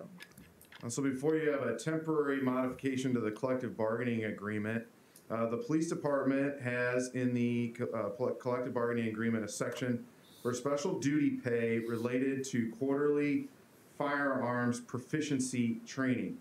So to just make this very simple, the police officers qualify with their firearm and they get paid according to their scores. However, when I came to the police department, and I met with all the different groups and the range masters, and one thing that we wanted to do was increase training related to firearms and do different scenarios. For example, shooting with gloves, shooting with the lights off, with flashlights. The problem is we really can't do that without dramatically increasing our firearms budget and ammunition budget, because we still have to qualify in these rules related to the collective bargaining agreement. So in negotiation with the union, they're willing to do a 1-year test run on a change. We will enter into negotiations later this year for the future contract. We can address permanency then. We'd like to try this for this year, is to move to the state qualification course Then that would require us to qualify once a year and then do these trainings and the other qualifications throughout the year. And if the officers qualify correctly according to state standards and then attend the trainings, they will still get the special duty pay. So staff recommends approval. I'll make that motion. Second. We have a motion by Alderman Williams, a second by Alderman Waldron. Is there any discussion on this item? Roll call. Alderman Williams. I have to say something. That's quite the feather in your cap, Chief, that you got the FOP to agree to this, to come along and buy into it. It's long overdue. Okay, good. Thank you. Roll call, please. Alderman Williams, Aye. Parker, Aye. Went, Aye. Potter, Aye. Moyer, Aye. Schoonmaker, Aye. Waldron, Aye. Berg. Aye. 8 ayes, no nays. That motion carries. We have one more for the chief. Police officer hiring. I'm going to go briefly through a quick timeline here. In general, I'm asking you for an exception to the hiring moratorium and to exceed our authorized strength temporarily. I'm going to explain to you that I originally put in this project action report to fill 2 positions. I think we might only be able to fill 1 because we may exhaust the list.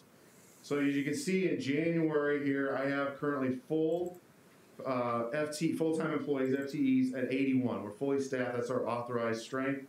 I have 2 police officers at the Southwest Police Academy. I have 3 at PTI. And even though I have, I'm at 81 people, I am down 11 right now between injuries and FMLA, some long-term outages. So there's a little bit of a difference when I have staffing down and then full-time equivalent. So I just wanted you to understand we are at full-time or full staffing right now. So I'm asking you to add 2. I think we're going to have a difficulty getting to the 2 with some information I got from HR today. I think I'm only going to be able to get 1 before this list expires. And we are currently accepting applications to the end of this week, and hopefully I'll have a new list established by April, which we'll see in a second. And so March, there's an academy, March 25th. And one of the challenges that I have in law enforcement is to hire a new police officer. The timing is always really difficult because the academies are only offered every once in a while. So January, March, May, November, or September, November, and December. So it's kind of hard to get them into match up with retirements. So March 25th, if I could get at least 1 person into that academy, I would go above, like I said, we'd be at 82. The list would then be exhausted, and our testing is ongoing. I'm aware that 3 officers are going to retire in April. That would put me down to 79. I'd be down 13. 2 would begin the FTO program. So when an officer goes to the academy, again, they're not of use to us in manpower because they're not able to go out on their own. Those 2 at SWIC will start the academy in April. We'll hopefully have a new list certified. I'm going to ask you to hire some additional ones. Then we'd probably go up hire 4. That would pick me up 2. PTI Academy, May 10th. Field training or full-time employees would be at 83. I'd still be down 13. Another officer is going to retire in June. 2 will go to solo, and then 2 will return from injury. That put me down 9. July, another officer will retire. That put me back to 81. August, another officer is going to retire. It will put me down to 80. I'm going to hire another one, hopefully, with your permission. Going back at 81. September, 3 would graduate. 1 would return from injury. I'd be down to 6. That would be fantastic. I do have slots available if some other drastic situation happens. Thankfully, we have no activity in October. That would be nice. November, we'd be at 81. 4 would graduate to solo patrol. We'd be down 2. And I'll be back here in December to hire some more. We'll have some retire in 2022. The good thing is we're getting to the end of that retirement chunk. So now we have about 13% eligibility to retire, and that's about the national average.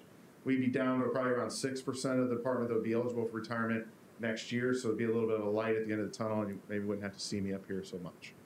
So ask you for authorization. If I could just leave it at 2, but I tell you, I don't think I'm going to get 2 out of the list.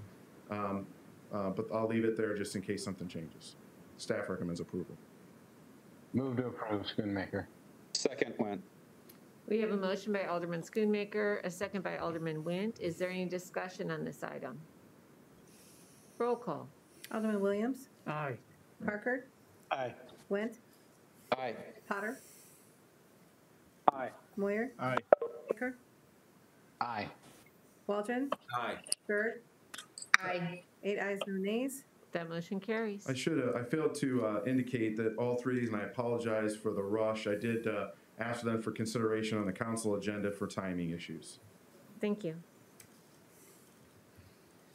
Very good. We are skipping over 12 through 15. Moving on to item number 16. This one will be presented by Tony Lodi. It is Project 1353 program. Tony. Thank you, Your Honor. We're requesting approval tonight of a contract with Centennial Contracting for our maintenance pavement patching in the amount of $1,338,200. This is primarily funded by utility tax, water funds, and WPC funds. We have a good working relationship with this contractor, and we expect that they will, they've performed this work in the past, and we recommend approval of this contract. Motion to approve. Second. We have a motion by Alderman Waldron, a second by Alderman Moyer. Is there any discussion on this item? Alderman Went. Thank you, Your Honor. I think I know the answer to this, but if we wind up with some funds that aren't going to be spent because we aren't able to engineer them or projects fall off the thing, can we use more towards this patching if we have it? What's the capacity if we have additional funds for this contract? Okay, so if I understand right, if we don't have enough patching work to use to fulfill all this money, you want to know if we have extra work to use? No, just the opposite. If we've got extra money and we want to do more patching, what's the capacity that way? Okay, very good. I asked this question of the engineering folks and JD earlier, and I was told that yes, this contractor has a good history of being able to take on extra capacity, and so there's no concern with that regard. Any other questions, comments? Roll call, please. Alderman Williams? Aye. Parker? Aye. Went? Aye. Potter? Aye. Moyer? Aye. Schoonmaker? Aye. Waldron? Aye. Bird? Aye. 8 ayes, no nays. That motion carries. Next item, item 17, Project 1348 Pavement Marking Program. Yes, Your Honor, we are requesting approval of a contract with Ostrom Painting and Blasting for a maintenance pavement striping program for 2021 in the amount of $176,255. We have a strong reference from the city of East Moline, as we've never worked with Ostrom before. We recommend approval of this agreement. Motion to approve. Second. We have a motion by Alderman Waldron, a second by Alderman Moyer. Is there any discussion on this item? Alderman Waldron. Tony, how much money do you have budgeted for pavement marking? I'm going to defer to Laura Clower, who is on the line here. Laura, did you hear that question? Yes, can you hear me? Yep, we can hear you. We have $250,000 budgeted in 2021. I assume we have more than enough marking to use that amount. Are we going to spend the whole budget on that? Laura, are we spending the entire budget? This contract is in the amount of $176,255. Are we intending to spend this entire amount, or will we use the whole $250,000? We could do either. We would look for direction from council on that. We could adjust the contract up to $250,000 if we're directed to do so. I make amendment to direct staff to up the contract to the budgeted amount. Second, Schoonmaker. We have a motion by Alderman Waldron for an amendment and a second by Alderman Schoonmaker. So I'm curious on the amendment, will we ask Laura to define the areas that will be painted for consideration, or are we just saying just paint away? Usually we're doing crosswalks or long lines or something. They'll just add whatever we're not doing. So we'll do more long lines, we'll do more crosswalk, stuff of that nature. We have more painting that's needed than we ever have money. Right, I agree. I'm just a little concerned that we might be doing the Sharrow bike things, and there are other priorities, I think, so. No Sharrows. I will assure you we're not going to do any Sharrows. Thank you. They aren't even called Sharrows. What are they called? What are those little guys called? Bike route. Alderman Witt knows. Alderman Witt? They are Sharrows, but what I would suggest is maybe the Complete Streets group kind of also help with this, because I think that there could be some road dieting and other things that may be appropriate with these lane markings that especially with long line stuff that may be helpful. So I think that would prevent issues like Sharrows getting painted all over town like happened before. Say, Laura, I have a question for you. Would you be able to paint curbs with this contract, or is that something different? Well, that would be something different. That would require different equipment. Thank you. We could ask the contractor if that's within their abilities. It may be interesting. I know that we have some areas that are in, pretty dire need of having their curbs repainted, like up on 7th Street, for instance. There's some areas. Okay. I can ask the contractor if that's something that they'd be willing to discuss with us. Thank you for considering that. So, are we ready for roll call? This is roll call on the amendment. I'm sorry, who was the second on that amendment? Mike Wint. Thank you. Alderman Williams? Aye. Parker? Aye. Went? Aye. Potter? Aye. Moyer? Aye. Schoonmaker? Aye. Waldron? Aye. Berg? Aye. 8 ayes, no nays. That amendment carries. We're now considering the amended motion. Is there any discussion on the amended motion? Roll call, please. Alderman Williams? Aye. Parker? Aye. Went? Aye. Potter? Aye. Moyer? Aye. Schoonmaker? Aye. Waldron? Aye. Berg? Aye. 8 ayes, no nays. That motion carries. Thank you, Tony. The next item is Tony's as well. Project 1342, Utilities 18th Street B, Avenue of the Cities. Your Honor, we're requesting approval of a contract with McClintock Excavating in the amount of $632,534.50 to reconstruct the water, sewer, and storm features at the intersection of 18th Street B and Avenue of the Cities. This project will be funded with water, WPC, and storm funds. Staff is recommending approval of this. Motion to approve. Second. We have a motion by Alderman Waldron, a second by Alderman Moyer. Discussion on this item, Alderman Waldron. Tony, do we have any history with McClintock? Have they done work for us before? We do. If you recall, the emergency storm sewer repair that we did in the old landfill up in the fifth ward? Fifth ward. No, fifth ward, right? Yeah. That was 30 feet deep in challenging conditions.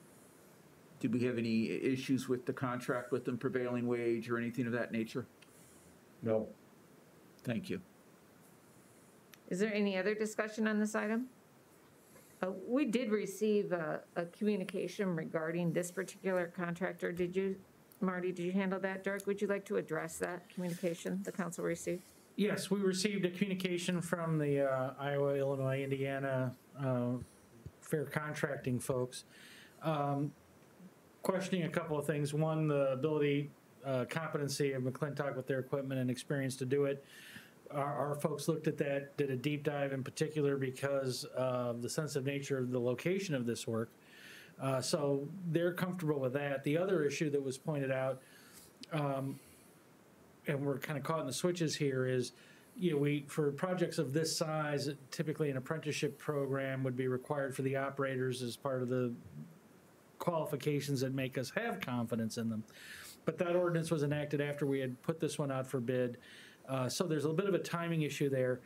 And McClintock, and I confirmed this today, I called, they are a signatory to the Apprenticeship Trust program across the river, but in 4 years, they've never sent a single person to it. So I'm going to let McClintock know that that will not be acceptable in the future. But for now, given the status of our ordinance, the timing of it and all the rest, McClintock is deemed a responsible bidder for us. And I will also let the IIFFC guys know that we're caught in the timing switches here, but that we have put McClintock on notice.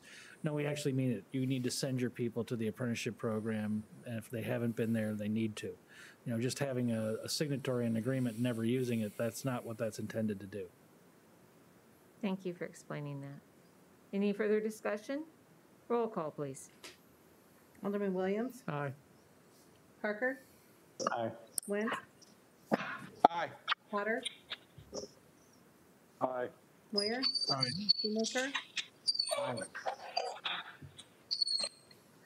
Waldron? Aye. Berg? Aye. 8 ayes, no nays. No motion carries. Thank you, Tony. The next item will be presented by Dirk Price, Corporate Counsel, Records Retention Policy. Thank you, Mayor. Good evening, Council. So we've got before you a updated policy on records retention. The reason for this, the need we're trying to solve, is that in doing the work on Project Colossus, we were looking for some financial information about some of the TIF agreements and the development agreements, and that information was missing. And Carol reached out to her predecessor, who told us that, some of that I deleted, removed prior to my departure, cleaning up the files. As it turns out, actually it was done in accordance with archivist protocols. Archivist protocols are 15 years. When a document gets to be that old, it's subject to being deleted and removed as part of storage issues and all the rest. The problem, if you think about it quickly, is TIF districts are 23 years, and that's before you extend them like we have for TIF 1. And the development agreements can actually have rebates and incentives that go on beyond that. So if you're looking at 15 years, you're maybe not even halfway through a TIF district, and now the records are being disposed of. So we're going to add a policy to remind people that, yes, we appreciate that you want to clean up your records on the way out, but for all the development agreements, we're going to extend that to be 15 years after the TIF district is over and after the development agreements and all their incentives are done. It's easier for us to impose that kind of obligation now because it's all in the cloud, thanks to people like David Roat. That's where the records go. Before it used to be, as the clerk will tell you, we have books in the basement, we have microfiches in the basement, we had all this other media. But now that it's in the cloud, and that's where the records are preserved, we're able to do that in a way that's not unduly burdensome and actually makes economic sense and doesn't create fire hazards and all the rest. So to solve the problem we had, to try and catch up and as a part of an education piece with everybody, that's why you pass policy, we have presented this and we're recommending approval. Motion to approve. Second. We have a motion by Alderman Waldron, a second by Alderman Berg. I have a question, Dirk. Do any of our development agreements that are outside of a TIF extend past 15 years? Well, they're covered by this policy to say after all of the incentives have been paid out. So we have a couple of slow rollers that are outside of the TIF districts, and that's why I put in a provision. So it's not exclusive to TIF. Correct. It's any type of development agreement that has an extended life.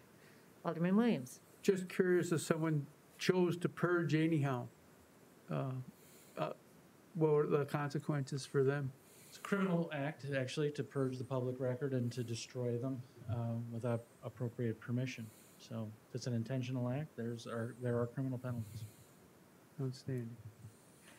I'm curious on this particular state statute, does it require that they be destroyed after 15 years, or is it an option to be destroyed after 15 years? That's the soonest it can happen that you can apply for it. It's not mandatory. Again, it was typically driven by people not having room for all the media. And so some things you can never destroy, minutes, ordinances, those things are forever. And you might transmit them to a different media. But other things, public records, are capable of being destroyed after 15 years. And some things, the thing that finds its way to your email at the city advertising, spring plantings, come by your flowers, because that somehow beat through the filters to get there. That's obviously not even city business. It's junk. That can be destroyed right away. So there are levels, but nothing mandates it at 15 years. That was just how we got caught. Okay, and then this new provision doesn't mandate that it be destroyed after 15 years after the development Yes, it's agreement. no sooner than. Okay, thank you. Any other discussion on this item? Roll call, please. Alderman Williams? Aye. Parker? Aye. Wentz? Aye. Potter? Aye. Schoonmaker? Oh, I'm Aye. Moyer? Aye. Waldron? Aye. Sorry, Berg? Aye. 8 ayes, no nays. That motion carries. Thank you, Dirk. Some of my favorites are. I skip right over you. He was all right. Schoonmaker was ready. Okay, the next item is item 20, Chapter 4 Amendment, Option 8, pouring. Thank you again, Mayor. So the mayor and I and the deputy liquor commissioner were all approached by Watermark Corners to consider a new option for some of the businesses down there that are looking to bring people back into the stores when we get on the other side of the pandemic. And the idea was that we didn't have anything that fit. Taverns have to have certain percentages of primarily about liquor sales. And the idea here was we have sort of a unique store that would sell packaged liquors but also want to pour them. During the pandemic, we've taken our pouring establishments and allowed them to sell packaged goods as takeout or whatever. So we've expanded sort of the options for them, but we have this donut hole, if you will, for what the idea was here. This is a place that sells games, for example, where you could also then have a glass of wine and play the games that you bought or also shop. This is consistent with a national trend where places like Starbucks were adding liquor licenses so that in the evening book clubs met at Starbucks. Some people had coffee, other people had wine. That added to the Starbucks business model, for example. And so that became this type of thing. And so in looking nationally, I kind of patterned it off of that, but this solves that problem for some of our businesses that would sell packaged goods. We don't have a limit on the number of licenses, but that would allow them to pour during the hours when they could sell. And we made and because we can in controlling this, we made it that this will not make you eligible for a gambling license. There's no video gaming to go in on these kinds of pouring licenses. That's why we made it an option. So Amy really helped us figure out, what would be the right fit for these kinds of merchants, primarily around the downtown, but still further out, to expand a way to bring people back into the shopping experience and to stay for a minute as opposed to just shopping online. And talking to the mayor, all the things we can do to try and assist our merchants to bring people to them and attract them seems to be a good idea. And so we're recommending approval of adding option 8 to the liquor code. Move to approve. Second. We have a motion by Alderman Wendt, a second by Alderman Moyer. In discussion on this, I do hope that the council supports this because I think the council has been very supportive of our small businesses during this pandemic. It's been through cleverness and through, acknowledging the stress that the pandemic has caused on our small businesses. We have supported them, but our support is still needed. And so as businesses transition back to being open, they're all really stressed. And so anything that we can do to help support them and evolve their businesses and help them get healthy again, I think we need to embrace. So I hope that you will consider supporting this amendment or this motion.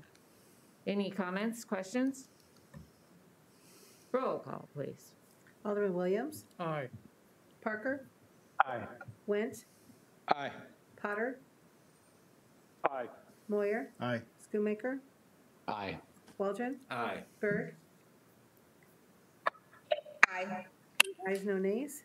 That motion carries. Thank you. We have one more for Dirk Price. It is the, which one is it? Yeah, the Han Ready Mix Settlement Agreement and Release. Thank you again. So before you is a settlement agreement concerning concrete work that was done for one of our streets.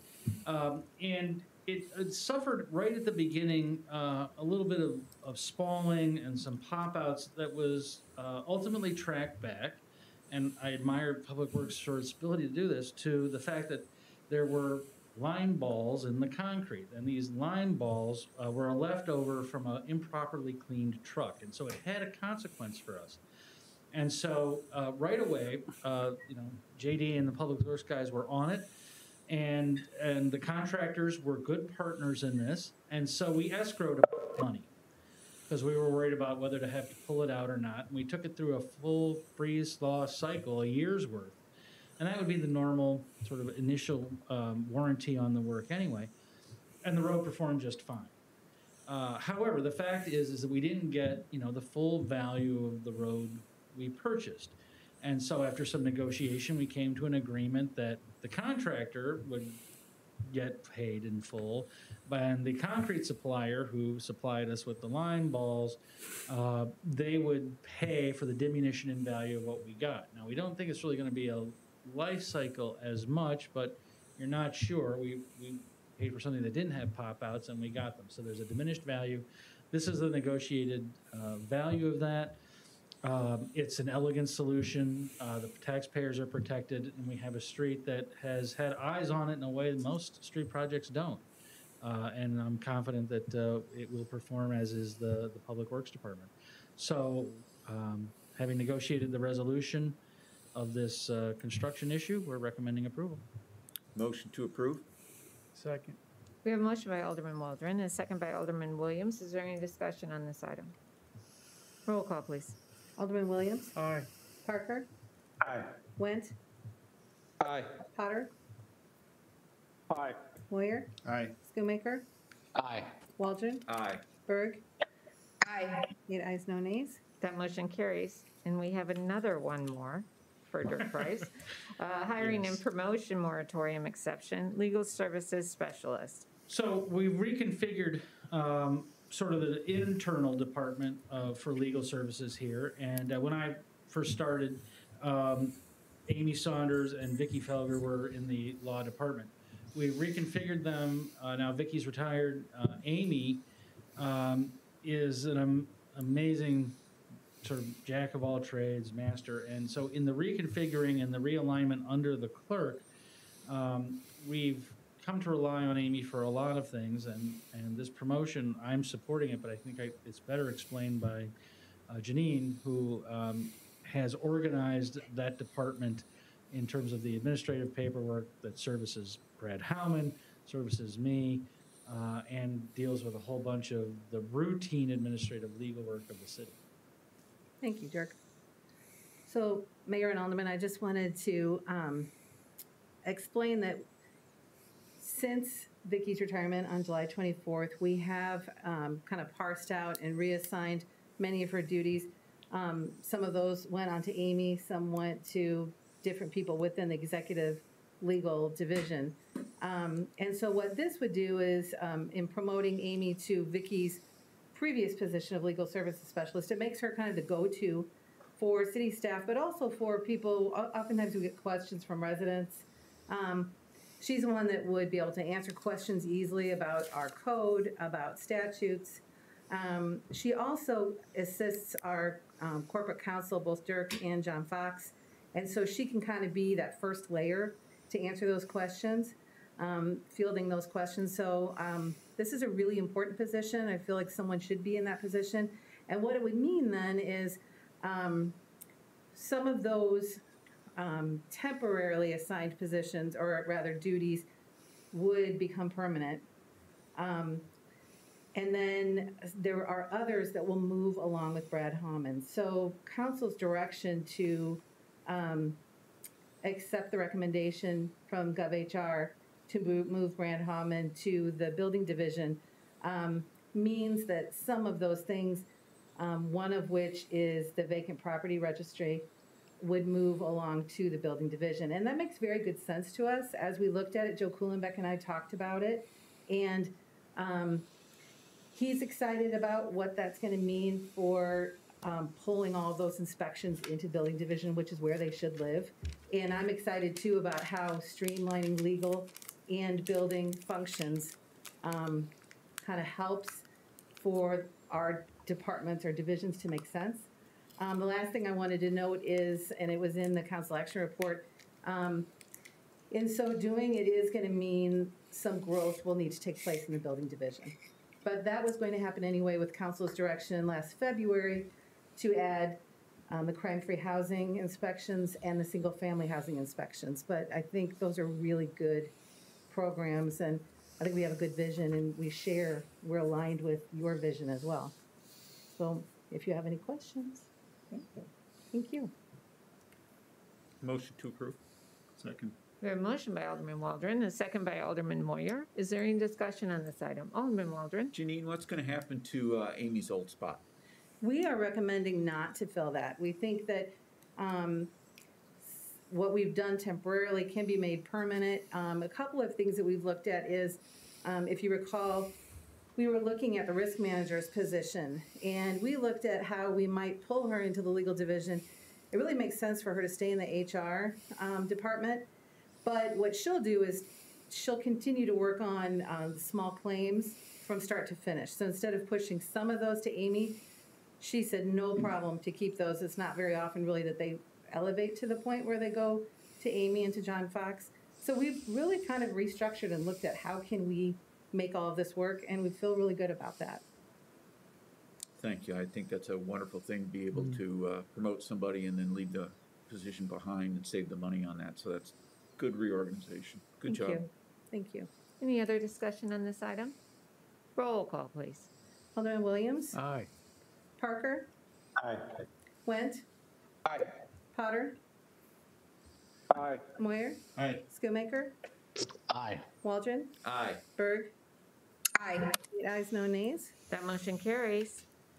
The next item will be presented by Eric Griffith, Parks Recreation Director.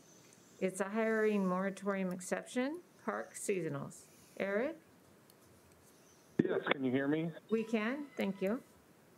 Perfect. I come to you tonight asking for a hiring exemption to the moratorium for park seasonal staff. We are getting just under about 2 months away from when most of the seasonal staff would start at the beginning to middle of April. Lifting that would give us the opportunity to advertise and contract with Express that was approved earlier tonight to get those people in place for a successful 2021 season.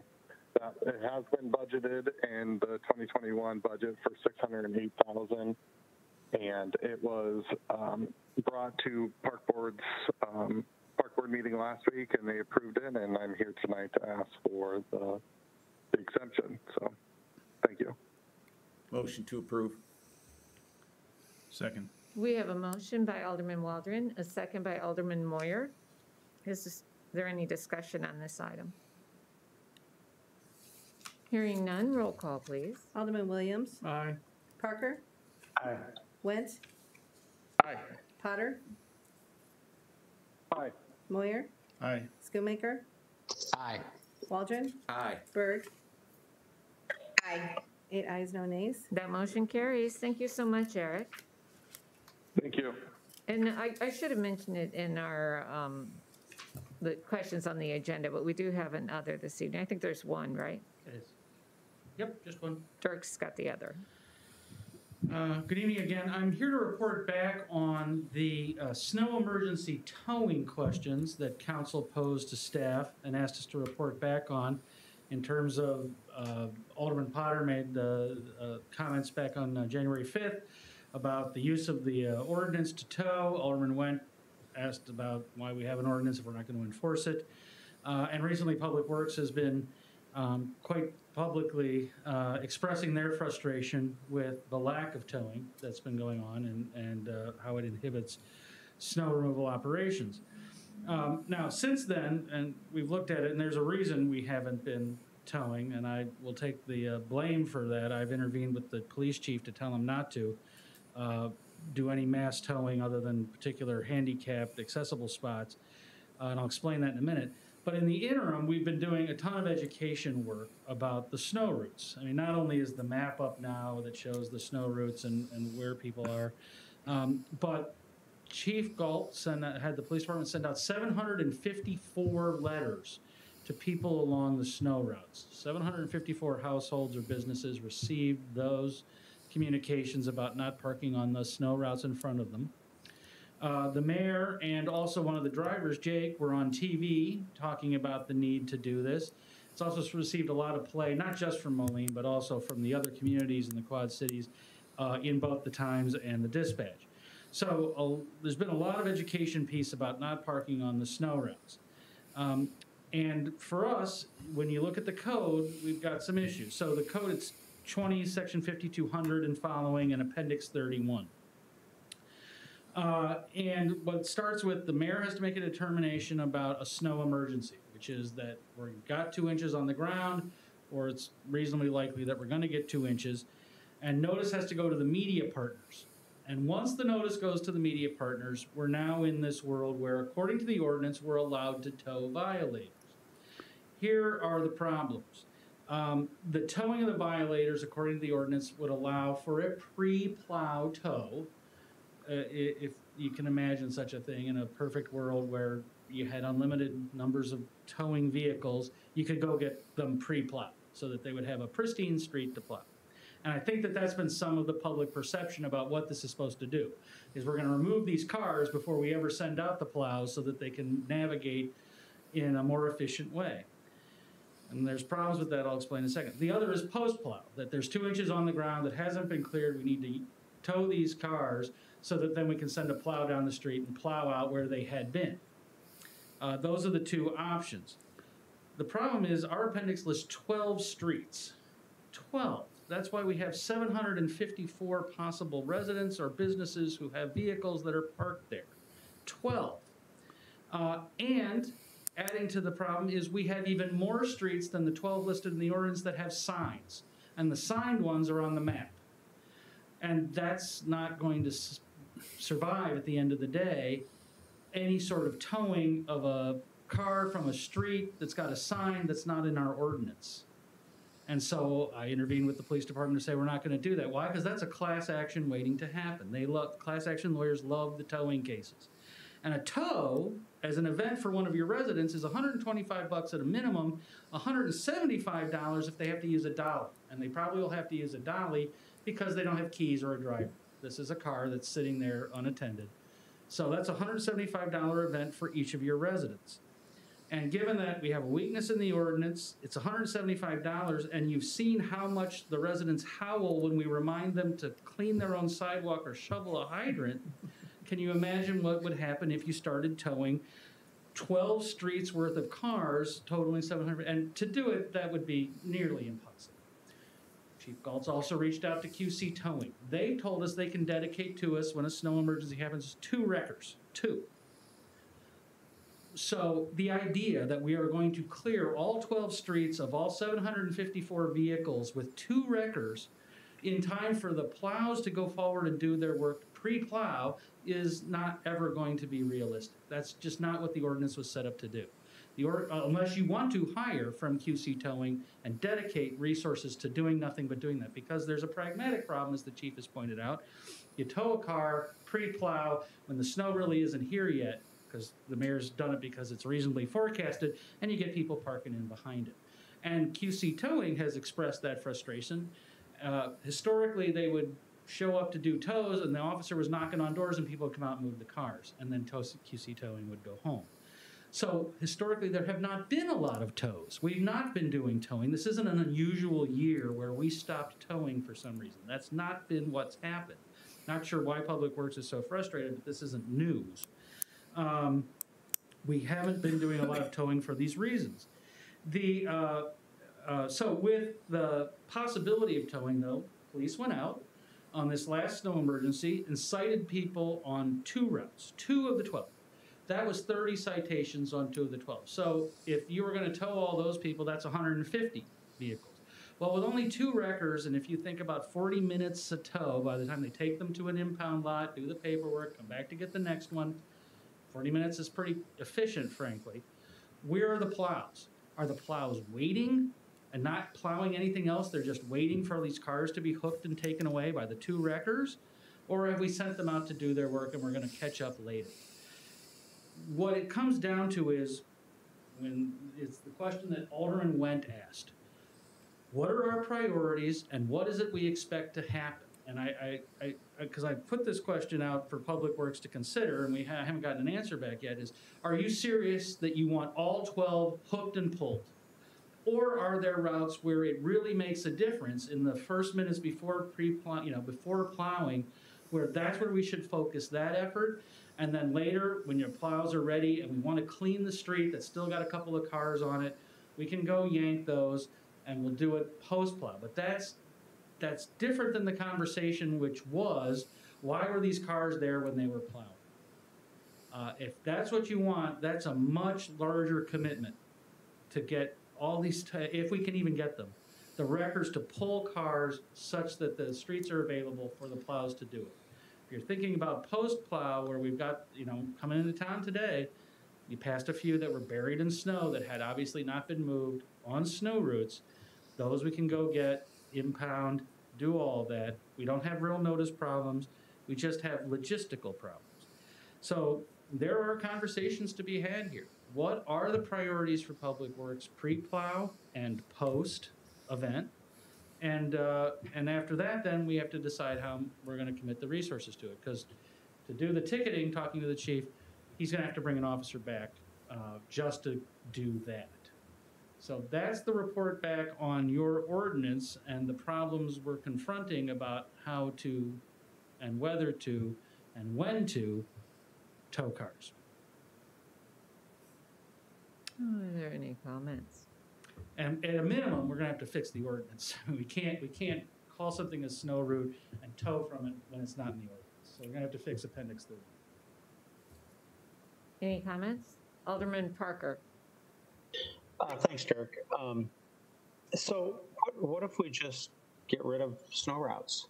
I mean, what is the downside if we don't enforce them? If we can't enforce them, it seems like the penalty for a resident getting their car filled up with snow because they chose not to move it out of the way, or the street isn't completely pristinely cleaned for them to be able to park back on it, seems to me penalty enough.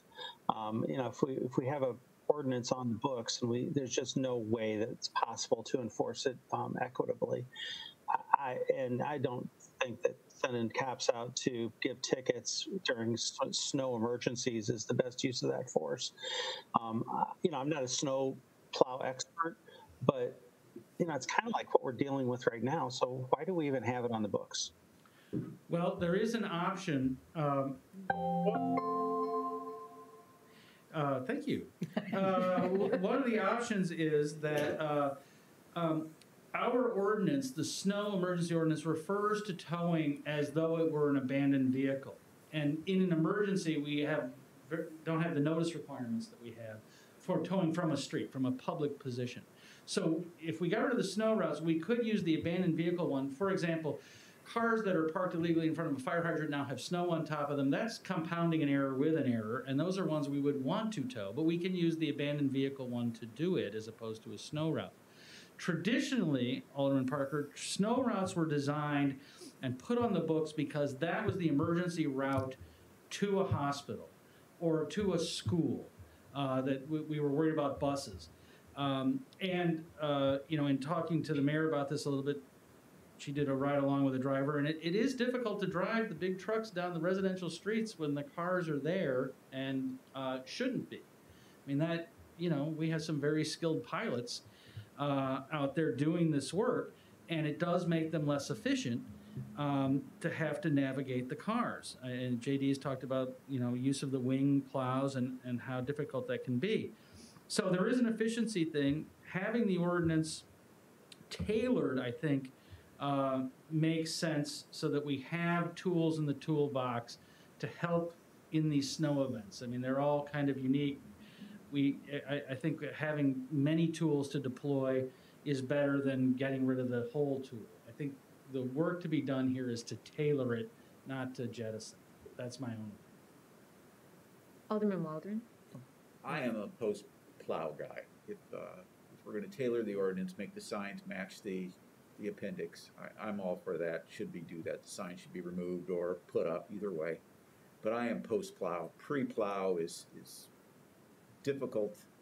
You get it done, someone pulls in who wasn't there. It's almost impossible. So in my mind, if we're going to go down that route, I'm a post-plow guy. So just for clarification, because I had a question from news about when do the snow routes, when are they allowed to park back on them? And my position was that it's after the street is cleared, but I don't know if our ordinance addresses that. Well, good guess, because that's exactly what the ordinance says. The ordinance says 2 inches on the ground that has not been cleared. So once you get the tow in the post-plow scenario, whatever car or two is left on the street, as opposed to 700, they're towed, and they can even be towed down the block probably by this time, as opposed to, taken to an impound lot. They're pushed out of the way, and a plow is waiting and is not urgently needed somewhere else. Then the plow goes down that street, cleans that up, and now that street is available for parking. So the ordinance does contemplate exactly that. Once it's cleared, it's available. Okay. Thank you. Alderman Witt? Thank you, Your Honor. I mean, clearly we're not the first city in the Midwest that has grappled with this. Not only this issue, but also the other of clearing sidewalks and safe routes to school and whoa, thank you, and safe routes to school and that. But I agree with Dirk that our ordinance needs some cleaning up, and so I guess what I'd like to see is maybe Dirk, somebody from police, somebody from Public Works, maybe the three of them get together, come back with a proposal for, street plowing, snow routes, sidewalks, and with the idea of how can we enforce, maybe Brad Howman as well, how do we enforce this? How do we get something on the books that is actually usable, that is consistent, that we can actually enforce, and that we can have some consistency for our residents? Alderman Potter? Thank you, Mayor. First of all, I'd like to thank the traffic sergeant for sending out all the letters. I was a recipient of one of those letters. I think they're helpful. I'm not sure how much additional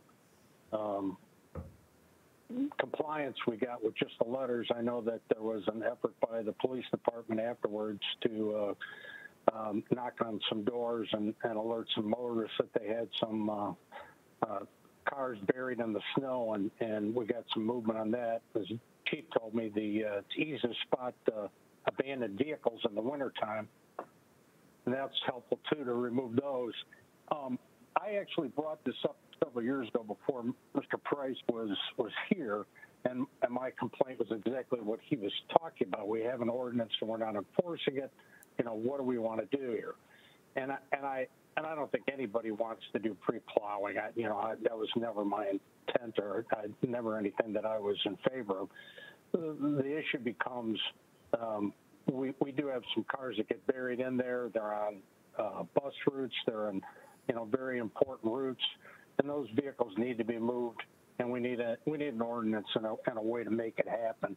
As the chief said earlier, voluntary compliance is the best thing. And I think if we continue to do a public relations campaign and let people know that it's important for them to help, and we minimize the amount of snow routes and to the ones that are severely impacting the ability of buses or traffic or the plows to get their work done, I think we can come to a reasonable accommodation here. Alderman Schoonmaker. Thanks, Your Honor. A couple thoughts. One, you know, lack of enforcement. People get the idea that it's not going to happen anyways. So, A, the letters, and B, some enforcement. Just like speeders, we're not going to catch every speeder. We don't have to get every car parked in a snow route. But if we begin to do it, then word spreads and people are more likely to follow that lead. And while it's, you know, it's a large dollar amount if they're towed or ticketed, it's also a big inconvenience for the other citizens around them who are doing what they're supposed to be doing. So I think as long as we are good at our public notification and making sure that people are aware that we're starting to enforce this, I think it's important to do that. The other comment that was brought up was, you know, making sure that we have people from different departments. And after Mayor Acree and I were down at Public Works and had those 3 meetings a couple weeks ago, I would strongly encourage you to include 1 or 2 of our longer term plow drivers in the discussions about how that would be most effective. So not just Public Works management, but a couple of the drivers that have been, you know, maybe 5 years or more. I also did a ride along a week or so ago and learned quite a bit. So I think it'd be well advised to bring their wisdom and experience to the table. Great idea. So I'm not sure, is it JD, are you on the call or is it Rod or who's on the Schulte line?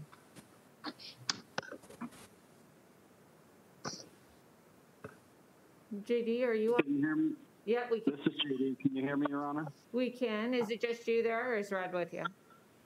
I think Rod's I'm on a different phone line. I'm here as well. Oh, okay. So perhaps you two would like to weigh in on this discussion? I think when Alderman Potter mentioned that we talked about this a few years ago, I think it was back in 2018 when we did that, and the conversation did yield some very good results, but unfortunately, you know, with some changes in leadership we had then, I think it kind of lost some traction and didn't maintain its momentum. So I'd be happy to jump in again, Your Honor, and see if we could get that going again to try and get some modifications to ordinance that make it satisfactory, I guess, for everybody and have something that's enforceable. What were those modifications that you were pursuing in 2018 that never came to fruition? A way to try and come up with something that didn't have that towing for the only enforcement tool, because as we looked at it back then, it was ticketing, you know, didn't seem like the right approach, and towing didn't seem like something that the police department with their partners at the time, same thing we have now, thought that was going to be achievable. Rod, what's your position on this? I heard you speak at Rotary and you had expressed some frustration with having to deal with the cars in the routes. That won't change with the discussion that we're having now. It sounds like, do you have anything to offer? I'm kind of just to tag on a lot of the same comments. I think it's about educating and informing the public and trying to get that compliance voluntarily versus, you know, trying to get out and tow everybody. That's going to present probably even more challenges. So I think council's on the right track of putting together a team to review the ordinance and come back with some solutions. So something else that was brought up that's a little concerning to me is how historically the routes were designed for, you know, traffic to the hospitals, emergency vehicles. I've seen the snow route map. It seems more extensive than that. I don't know where, because I've only looked at the map. I don't know how much there is on the map that shouldn't be on the map, so I suggest we clean that up right now. And then revisit the ones that are designated in the ordinance to make sure that they meet the qualifications of what are the qualifications. I'm not clear on that. So does JD and Rod, do you have a definition for us, or is that something that we should be looking to the fire department and the police department on identifying those routes? I think it's a combination of everything. Some of those routes were put in there because of the width of the road, even not even just what the things that Dirk had mentioned, that it becomes so difficult just to get through with a plow that we need to get those vehicles off of there in order to get through. So again, it's probably a sit down with the full group to kind of review that. So is that going to be managed in the traffic committee, or what? We're just, because we still are looking for the recommendation from staff on this. I think I have to pull in JD, Chief will assign somebody, and we'll just hammer it out.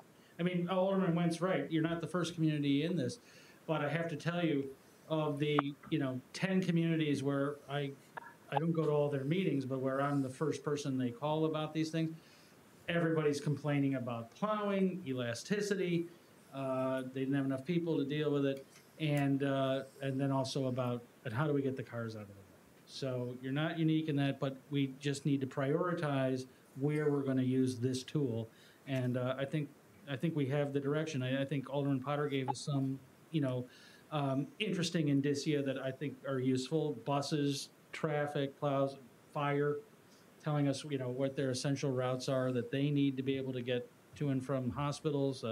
So between getting some people called together to figure out which of the most important routes first, that's project one, and then after that, we'll work on the rest.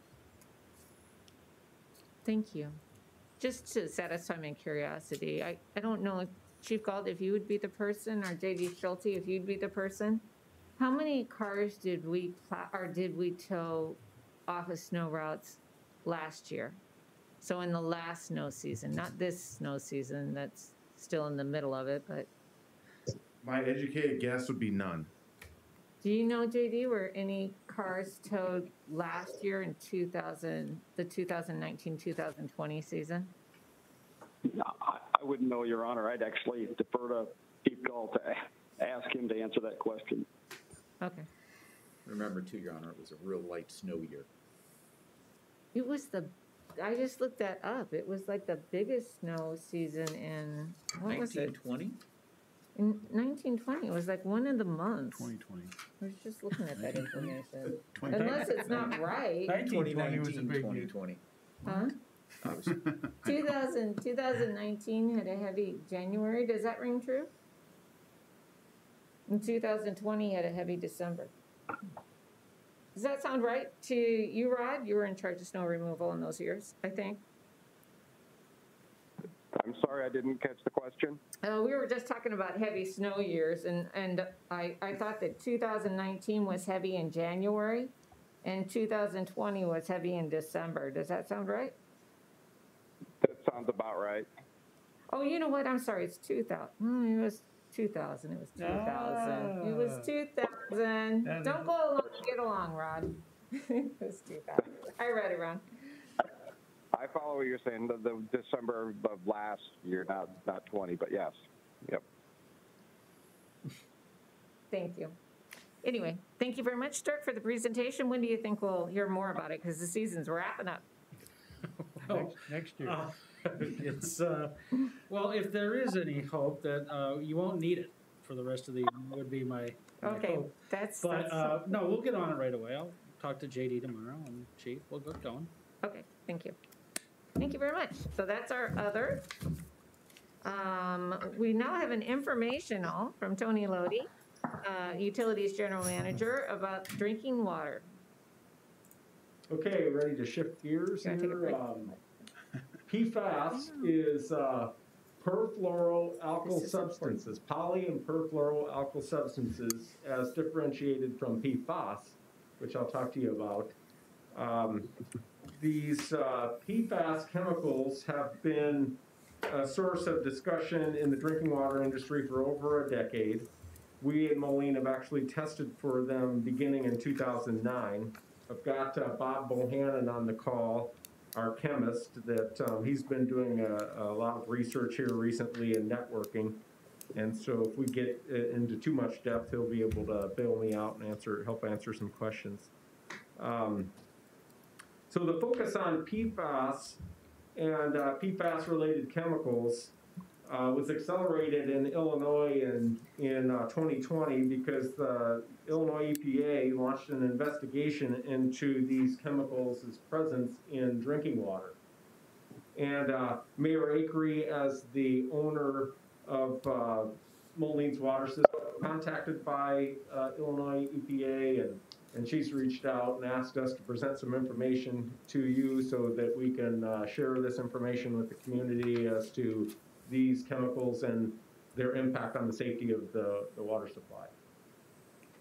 So of the PFAS family of fluorinated organic chemicals, of most concern or interest to us is PFOA and PFAS. You may have heard of them. They are widely used in our society in a broad range of different products, including food packaging, and maybe in the garments that you wear has PFAS chemicals to help make them water resistant. Could be in carpets or the coatings on your pots and pans, the Teflon. You could also be exposed to PFASs in if you're involved in their manufacture or their industrial use. Either way, they are manufactured to be very stable, and because of that, they exist in our environment, and they've made their way all the way into our food and water supplies. And so the reason that they're used and they're valuable in these products is because of the strength of the fluorine and carbon bonds. And so for those two compounds that we're interested in, PFAS and PFOA, there are 8 carbon and fluorine bonds, and these bonds are very highly stable and don't normally break apart in nature. So once these compounds are made, they just exist until something extraordinary happens, like really high heat or really high pressure. So for the very reasons that these compounds are valuable in products for their water resistance or resistance to oil, that also makes them difficult for us to remove in drinking water. So by the 1980s and 90s, scientists began to realize that these two chemicals, PFAS and PFOA, could be linked to negative health effects. And so by 2002, the lone U.S. manufacturer of PFAS voluntarily phased out their production, and then PFOA was phased out by global manufacturers in 2006. So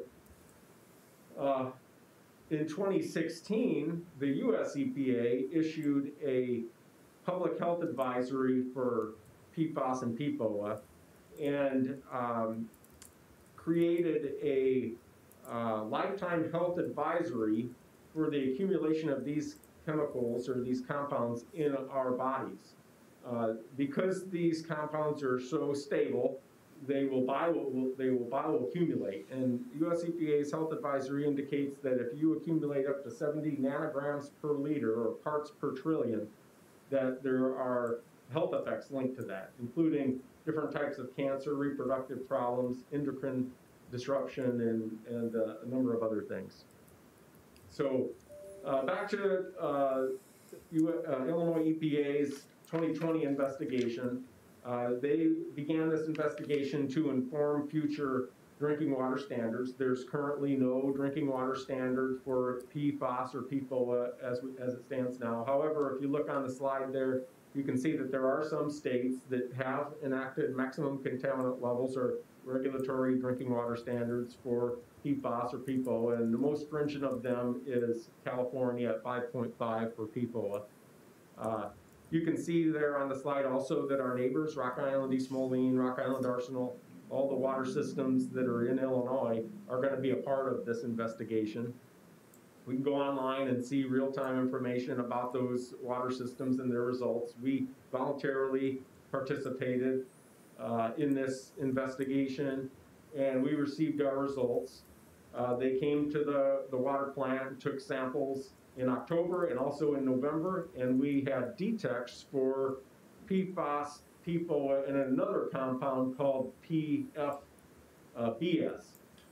And so when we looked at our results, we found that these three compounds that were in the PFAS family were above the detection limit, obviously, because they found them, but below the Illinois EPA screening level. Then fast forward a couple, 2 or 3 weeks, the mayor got another correspondence from Illinois EPA indicating that they were changing their screening level for PFOA and calling it a draft guidance level and reducing it from 21 nanograms per liter down to 2 nanograms per liter, which is the detection limit. So that places our result in October and in November of 2.7 and 3.1 above that draft guidance level. So keep in mind, that's not a regulatory limit, that's not anything enforceable, but it does cause the EPA to give us some recommendations. And so we're going to move forward with presenting this information to our customers by utilizing our utility bill and linking them to the website, and then also we'll utilize our consumer confidence report to communicate this information.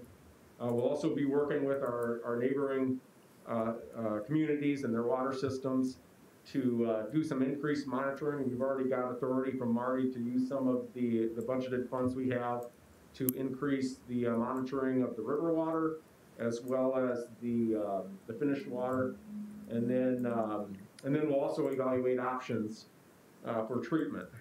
There are some mainstream treatments that are effective in removal of these chemicals, including powdered activated carbon, granular activated carbon, ion exchange, nanofiltration, and reverse osmosis. And if you recall, I was standing in front of you in either late December or early January talking to you about the purchase of powdered activated carbon. And so we do feed powdered activated carbon, but in some of the reading that Bob and I have been doing, we're not feeding that chemical now at the level that we would need to feed to be effective against this. So this is something that we'll need to look at, and we would need to move carefully on to ensure that if we did increase the concentration of carbon in our treatment process, that it wouldn't impact anything downstream. So with that, I'll take any questions that you might have.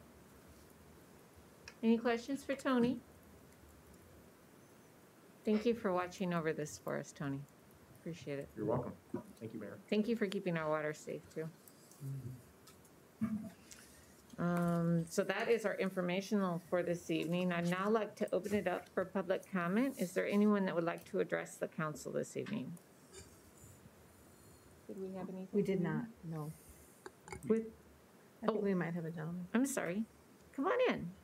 If you just approach the podium and just state your name.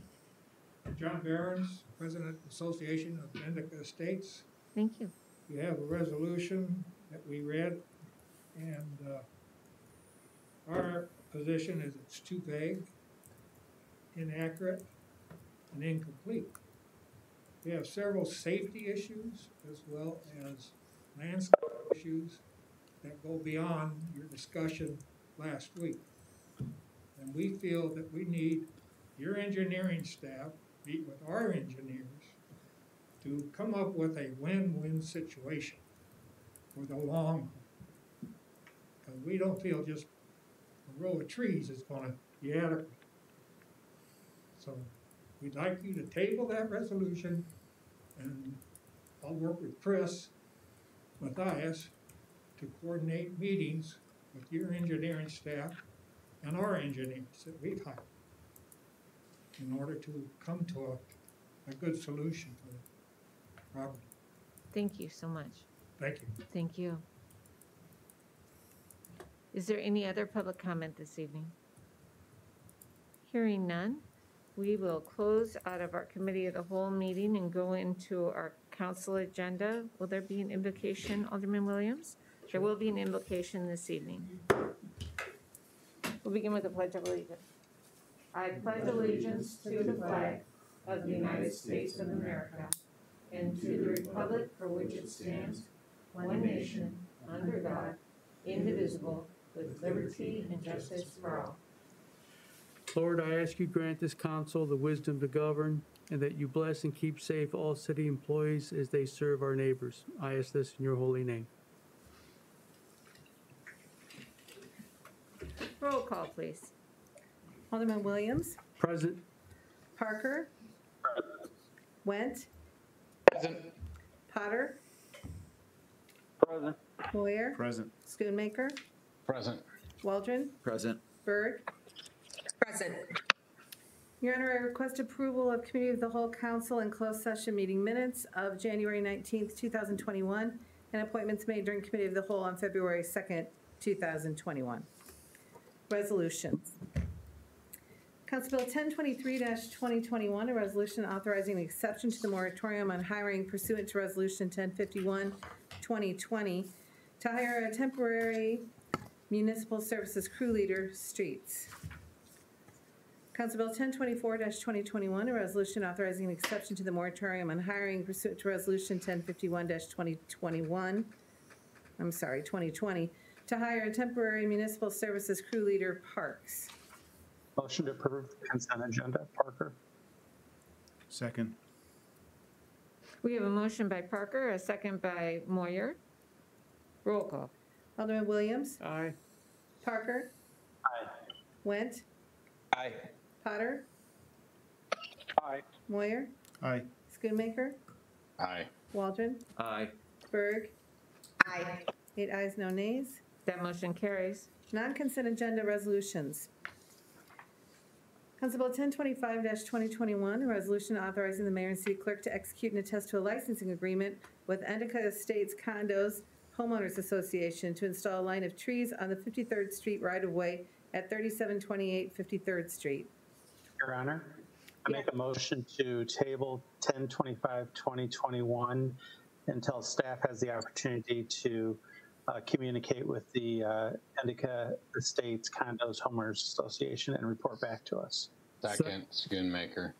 We have a motion by Alderman Parker, a second by Alderman Schoonmaker. Roll call, please. Alderman Williams? Aye. Parker? Aye. Went? Aye. Potter? Aye. Moyer? Aye. Schoonmaker? Aye. Waldron? Aye. Berg? Aye. 8 ayes, no nays. That motion is tabled, or that item is tabled. Council Bill 1026-2021, a resolution approving a temporary amendment to the rules and regulations adopted by the Board of Fire and Police Commissioners concerning Chapter 4 Promotions Police, Sections 3A2 and 3B3. Motion to approve 1026-2021. Parker? Second. Second. We have a motion by Alderman Parker, a second by Alderman Moyer. Is there any discussion on this item? Roll call, please. Alderman Williams? Aye. Parker? Aye. Went? Aye. Potter? Aye. Moyer? Aye. Schoonmaker? Aye. Waldron? Aye. Berg? Aye. 8 ayes, no nays. That motion carries. Council Bill 1027-2021, a resolution authorizing the mayor and city clerk to execute and attest to a moratorium of understanding between the city of Moline and the Fraternal Order of Police, Lodge Number 77, concerning special duty pay, firearms proficiency payment. Motion to approve 1027-2021. Parker? Second. We have a motion by Alderman Parker, a second by Alderman Moyer. Is there any discussion on this item? Roll call, please. Alderman Williams? Aye. Parker? Aye. Went? Aye. Potter? Aye. Moyer? Aye. Schoonmaker? Aye. Waldron? Aye. Berg? Aye. 8 ayes, no nays. That motion carries. Council Bill 1028-2021, a resolution amending resolution number 1148-2020, the budget for fiscal year 2021 for the police department by temporarily increasing the authorized strength from sworn personnel from 81 to 83, and authorizing the mayor and city clerk to approve the request to an exception to the moratorium on hiring pursuant to Resolution 1051-2020 to hire 2 police officers in March 2021 to fill upcoming vacancies and attend the Southwest Illinois College Police Academy, which begins March 25th, 2021. Motion to approve 10/28/2021, Parker. Second, Went. We have a motion by Parker, a second by Wint. Is there any discussion on this item? What, did I get that wrong? Yeah. What? Yeah. Oh. Yeah, we're just... Okay, any discussion? Roll call. Stop smiling at me, Alderman Moyer. You're confusing me. Oh, Alderman you're Williams? smiling at what? Oh, I'm sorry. Oh, you guys are watching the clock. Is that what you're watching? Okay. Roll call, please. Alderman Williams? Aye. Parker? Aye. Went? Aye. Potter? Aye. Moyer? Aye. Schoonmaker? Aye. Waldron? Aye. Berg? Aye. 8 ayes, no nays. That motion carries. Council Bill 4001-2021, a special ordinance removing special ordinance 4001-2018 from the table and designating the Prospect Park Pavilion located at 1580 34th Avenue, Moline, Illinois, as a locally designated landmark. And that is all I have this evening, Your Honor. Thank you so much, Janine. Thank you. So now we turn to council business, and we'll go around the room like we have in the past. Alderman Williams? Nothing, Your Honor. Alderman Parker? Nothing, Your Honor. You've been kind of chatty during this meeting anyway, Alderman Williams, so. Alderman Witt? Thank you, Your Honor. I just wanted to say to thank the staff and everybody regarding snow removal on the last 2 events.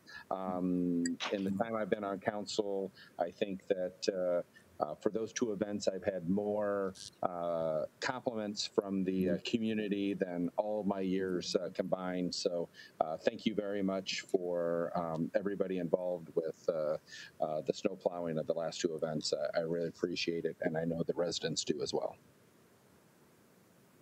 Thank you, Alderman Williams. Alderman Potter? Nothing, Your Honor. Thank you. Alderman Moyer? Just to second what Alderman Went said, I've gotten nothing but praise. Last 2 events, probably half a dozen, and I see everybody else saying, yeah, they've gotten the same thing as well. So, yeah, thanks to staff. Alderman Schoonmaker? Just ditto. Several compliments. It's nice to have that instead of complaints. Good. Nice job. Thank you. I didn't mean to interrupt you. Did you have anything else, Alderman Schoonmaker? Alderman Waldron? Nothing, Your Honor. Alderman Berg? Nothing, Your Honor. So I do have something that I wanted to talk to the council about, and it is regarding snow plowing. So with not the last event, but the event previous to that, the event that began on the 24th, 25th, I declared a snow emergency, but I also declared a state of emergency regarding the snow removal. So we had an event back in December, and I made a couple of notes. That particular event was, and Rod and JD, you're still on, aren't you? I see JD. Rod, you're still on, aren't you? Yes, I'm still here. Great. So just jump in if I get any of this wrong. But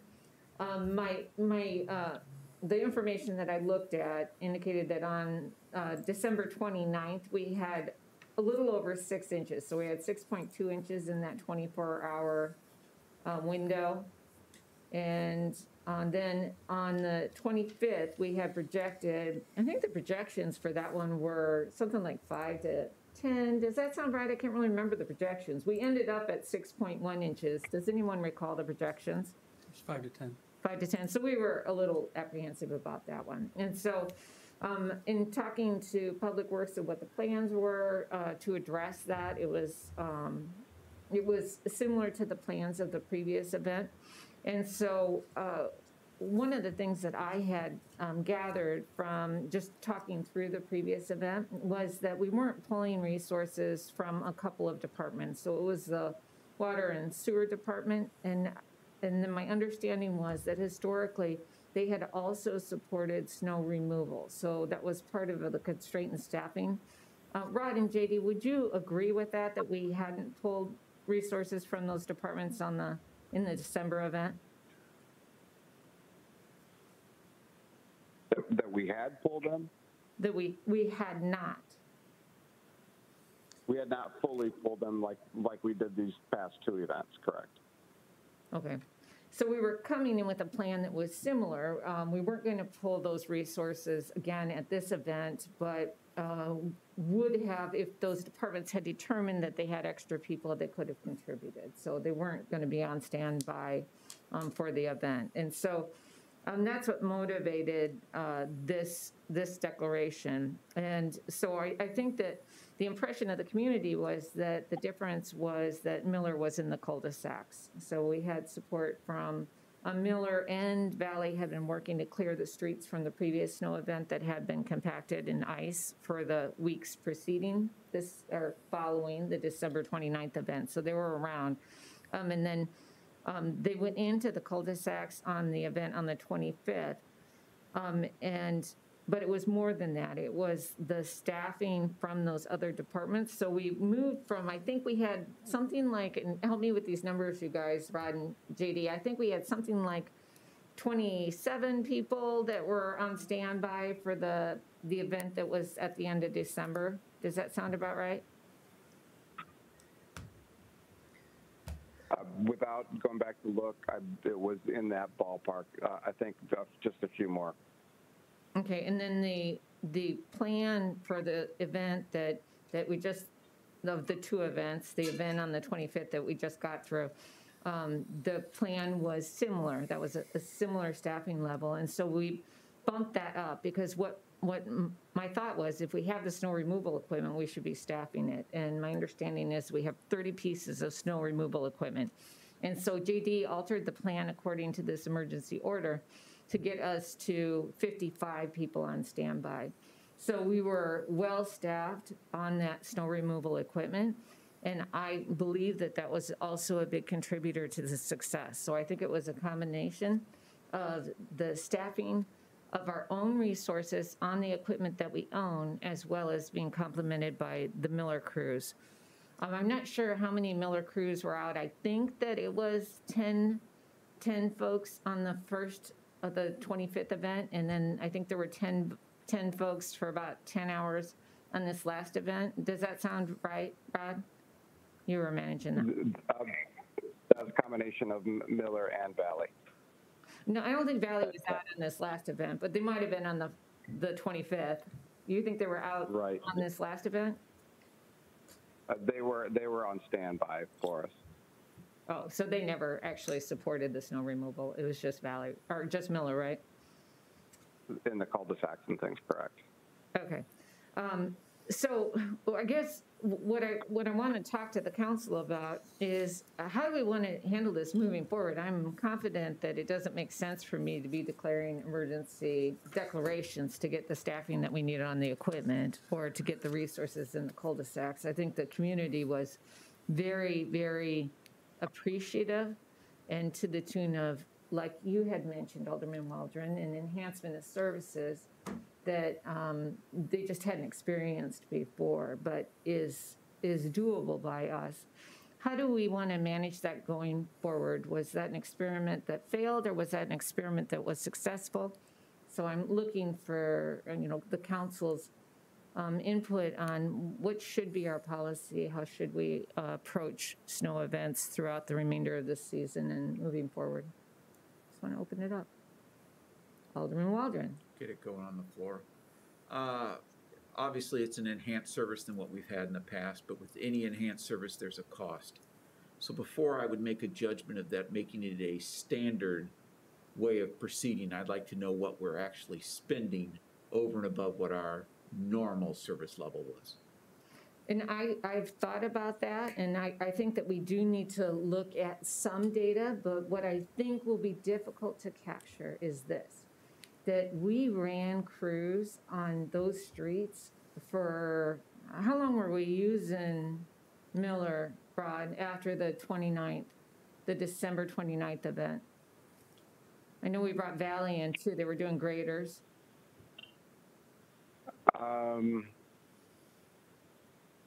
JD, I don't recall for sure, but basically they worked in the evenings and then they peeled off and went and did the work. So our folks get back to the things that they normally do instead of snow plowing, which is not their normal jobs for any of them. They're not snowplow drivers. They're public works employees that do other work for the city.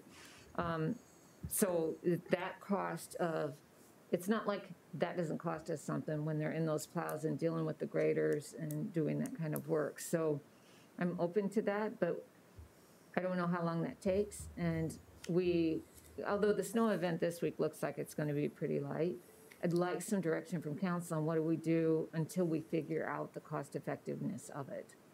So this type of thing, like this declaration of emergency, we have contingency funds to address that for if there was an additional cost that wasn't budgeted. But that's kind of hard to say because you don't really know what we're going to have the rest of the season if we're going to actually be over budget. Alderman Potter. Yes, thank you, Your Honor. Well, I think one thing to keep in mind here is that each snow event is different. And the one that we had the most problem with was an unusual ice event. And those kind of events are just going to be problematic no matter what. There aren't enough plows and enough people to possibly make things much better than we did after the fact. I think generally our crews and our staff have done an excellent job of making sure that they understand what kind of event they have coming, whether or not they need to go into the emergency mode and plow around the clock, whether they're just running 2 shifts. And generally speaking, you know, it depends on the weather, and I think our staff can handle it and make that decision. Anybody else? Alderman Parker. Thank you, Your Honor. Yeah, I would agree to a certain extent with Alderman Potter. This was an extremely unique event, but it became exasperated because we didn't address it properly the first time around. Although I didn't say it, I let Mike Wendt take this one instead of stealing his thunder. But there have been so many people, and not only in my ward, but throughout the city, that are so appreciative of being able to get around where they typically hadn't been able to. I mean, if you live on a certain streets, it's never a problem. But if you live, you know, on any of the other ones, it can be a real issue to get out of your street, get to work. For those of people that still can go to work, I think we should throughout the rest of this year, you know, make an enhanced service the standard for this year and look at it as we go into next year as to how we address it. You know, we do a lot of things a little bit differently sometimes, and I think this is one of those that was a home run. So I would support, you know, the administration of getting out there and getting rid of this snow as quickly as possible. It was tremendous feedback from those folks that are paying the bills. Alderman Wendt. Oh, thank you, Your Honor. I agree that the snow on December 29th was, and ice and rain was bad, but because we didn't get out into the residential streets early, it became worse because once it got packed down, it turned into an absolute ice sheet. I have a cul-de-sac that's close to my house, and I plow some of the more seasoned residents in my neighborhood, and I plowed that actual cul-de-sac with a little John Deere tractor, but it was because you got it off before everybody packed it down, it didn't become just an absolute terrible ice sheet. And so I think getting out and doing this early is so important. I had this conversation with Alderman Waldron. My street, actually, these last 2 was actually not as good as it normally is, which is fine. It was absolutely passable. But I'm on a hill, so I'm on a priority 1. And as Alderman Waldron, I think you said that the staff would like to go until the water runs. That's not necessarily needed. You need it so that you can pass in the streets, but then get those people into the neighborhoods and clear those faster. I think there was a change in the approach, and I think that we should continue that. Alderman Schoonmaker. Sorry, had a little muting trouble there. I think the assessment of cost is important, but I am very cautious of that because, as multiple people have said here, you've got the value of the quality of life, the wear and tear of vehicles, including the city vehicles, but the residential vehicles are probably more prone to that. But then the ability to respond, so from our trash trucks, our garbage trucks getting through, you know, does that mean for the next week, if we don't get out and get those streets, they're working 2 hours longer a day because the streets are hard to pass? You know, that I think you could do a lot of mental gymnastics to try and come up with this calculation. It'd be very hard, and I think if we do that, we need to be very careful to examine all angles of it. But I would agree that we should keep the elevated level of response. So it, oh, I'm sorry. Alderman Moyer. I would just agree and echo what Alderman Parker said. The late December event was pretty bad, but from what I've been hearing back from people the last week or so, is that for the first time in many, many, many years, they've had the best service ever. And I think, like Alderman Parker said, I think that should be the standard, at least for this year, and we can probably revisit it. So it's, oh, Alderman Williams. I don't want to be left out. Okay, say your piece. I had quite a few people that just flat out said that the council was delusional if they thought we delivered good snow removal in the past, because of what they experienced. This last removal was just beyond anything they even expected. They were so pleased. And for what they pay in taxes, they felt that every road should be cleared, and that should be the council's continuous goal, is that when we have a snow event, to get the snow off the road as quickly as possible. They were extremely happy, but they were very complimentary, and I think it does this, you know, it's only fair to the staff to allow them to clear the roads. I know they'd want to do it. Thank you. So to frame this, so let me go through what my emergency order had. It had, it stated, let's see, it authorized and directed the Director of Public Works to draw crews from water, sewer, parks, and streets departments. So in the previous event, it had been, water and sewer had not been included in the personnel. So that's one component of it.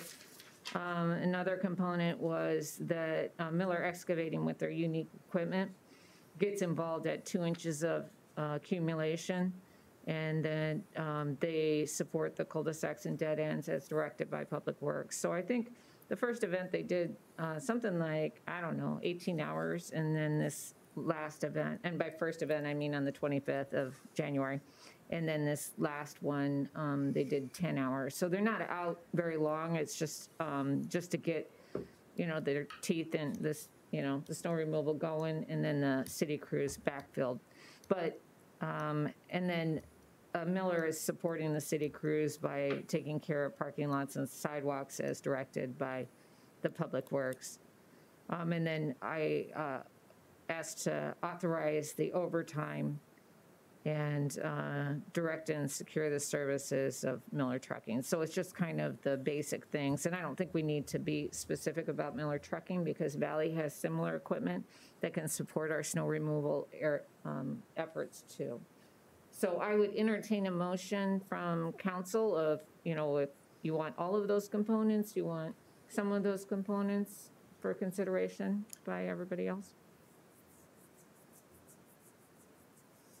Your Honor? Yes. I make a motion that we move forward with the balance of this snow season with all of the components as described above, including use of all of our public works people as directed by the public works director, and the use of an outside contractor to augment those services. We have a motion. Is there a second? Second. We have a motion by Alderman Parker, a second by Alderman Went.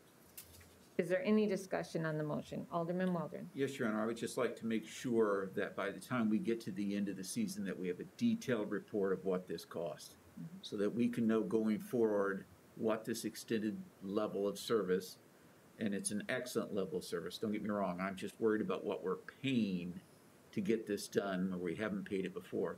Remember, I've heard for the last year about how desperate COVID has made this city and how we need to watch every dollar. We had to let 43 employees not be hired. We were desperate to save money.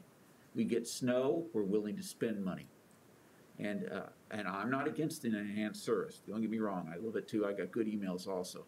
I just want to know what it cost. Yeah. And I think that's fair. And what I would want to consider, though, in our cost evaluation is the cost on the other side of it. So it has been an extremely stressful year, and people are really struggling. And I got multiple calls. I don't know if you all got the calls, too, but I got multiple calls from people that couldn't get to work because of our snow removal, and were desperate. I mean, crying on the phone with me. So that has an impact to our community. And as we try to support our community and working through the pandemic, I think that that benefit has to be taken into consideration too. Alderman Potter, did you have a comment or a question? Yes, I'm not going to support this because I think that if we were fully staffed, if we can put the plows out there on a rotating basis. We've always moved people from our different departments into snow plows. That's why we added plows on equipment years and years and years ago. And you know, where do we end with enhancements? We're gonna, you know, for years I've heard people say, "What about the alleys?" And I tell them, you know, if I started plowing alleys, you couldn't afford to live here. And I think this is a knee-jerk reaction to an ice storm. Thank you, Alderman Potter. Alderman Went? Thank you, Your Honor. I guess I need some clarification because off of what Alderman Potter just talked about as far as all of the equipment and putting plows on it. But I was under the impression that the original, before the emergency declaration, that the original plan was that we were going to have equipment just sitting there and not being out on the road. Isn't that true? So, JD, the original plan that you sent me, I think it had 27 staff that were planned for the 2 shifts? Does that sound right? Yes, we can. And we enhanced it to 55 you ended up with when you introduced the other departments? Does that sound right? I'm not sure, Your Honor. I didn't know we were having this discussion tonight, so I didn't bring all my materials home. So what date are you talking about? Well, it's from an email. So it was an email communication that we had on the 24th of January. And my question was, what departments? So that was when I had become aware of that we weren't pulling people out of the water and sewer departments. So I said, what departments and how many people from each of the departments? And you responded, sanitation would provide 4, park maintenance 9, and that was Saturday, and 10 on Sunday. Streets were going to be 12 on Saturday and 14 on Sunday.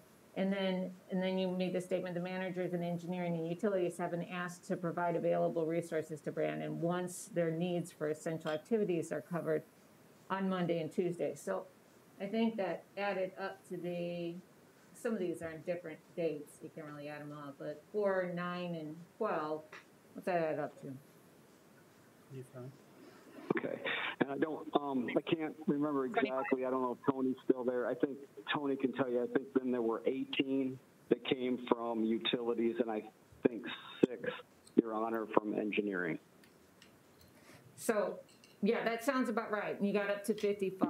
So I'm giving Alderman Potter and Alderman Nguyen your kind of confusion on that. We did have the resources. They weren't planned for it. I don't think we hired on to any of those departments between the 29th of December and the 25th of January, but I could be wrong. Did we have any new people backfill vacancies?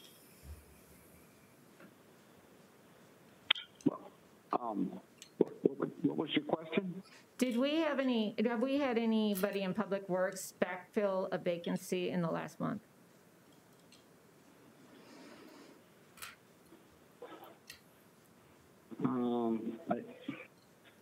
I don't know. Are you talking about for utilities, or are you talking about for any position? Just any of the departments that would be able to support snow plowing. So it'd be sewer, water, parks, sanitation. I think there's been jobs posted, Your Honor, but I don't think any of them have been filled yet. Okay, so just to answer your question, Alderman Nguyen, there hasn't been a change in staffing between the two events. Overall, there was just a change in the standby, the mandatory snowplow staffing between the two events for our internals, and it's a significant difference. Right, and so wasn't there going to be just equipment that was not out on the streets? It was going to be sitting without drivers? It did. It sat without drivers in the December 29th event. But we got them all out on the other events. So when we talk about this, and I guess that's to Alderman Potter's discussion about having the equipment and putting the plows on. Well, it doesn't do us any good if we've got the equipment, we put the plows on, and they're still sitting in the garage. We should get them out on the roads to clear the streets.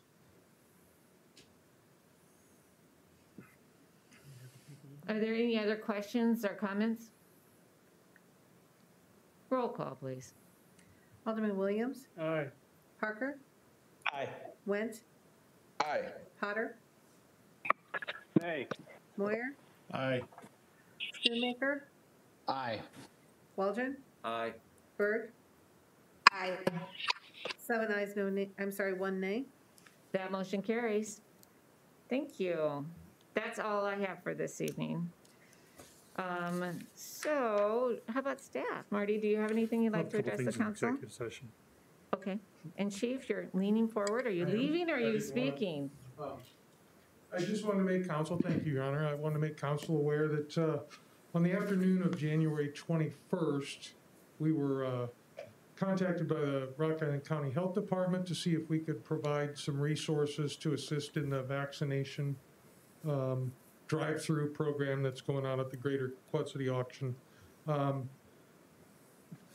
Kudos to Marty, Dirk, and Allison. I sent out an email request. We got the information. We contacted our project medical director. He gave his blessing. The individuals that I mentioned all responded within an hour. So we went ahead and were able to commit 4 paramedics to that facility. However, we did have a snow event that canceled that. However, we did again put out 5 paramedics today, including our deputy chief VMS. He went out to kind of observe it and make sure it was running smoothly from his perspective. And so they could, I think they pushed, I want to say 800 vaccines today. That's great. So I want to make sure that you were aware of it. Wanted to ensure that you were supportive of those efforts if we continued to pursue that and provide resources. So. Yeah, I see a lot of nodding heads. Do you feel like you want a motion on that? I think that we're all very supportive. I think I'm comfortable as long as you folks are. It's for the foreseeable future, obviously. And you're designating those hours separately, is that correct? Because we may have an opportunity for reimbursement for those, that. yes. Thank you.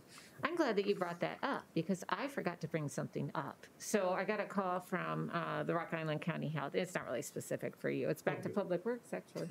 But I got a call from Nita at Public Works, and she, after the cancellation of the vaccination event last Tuesday, they kind of ramped up their plans of where would be another location. An alternative location would be the Tax Slayer, which Tax Slayer is open to supporting that. They're good community partners for us.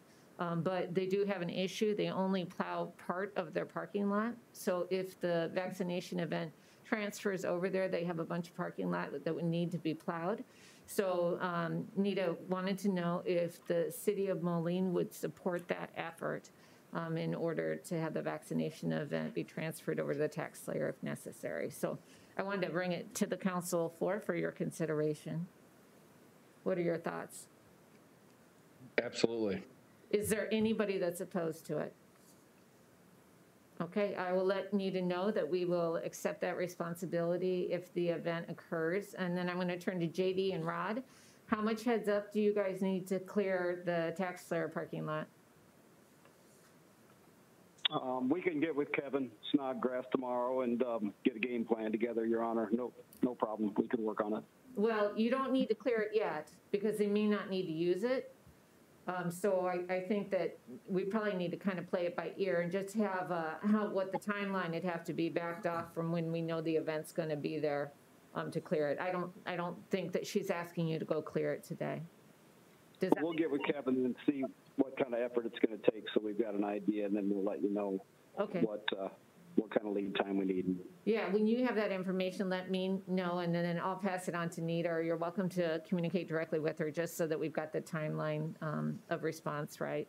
Thank you so much, JD. Chief Galt. Yeah, you're welcome.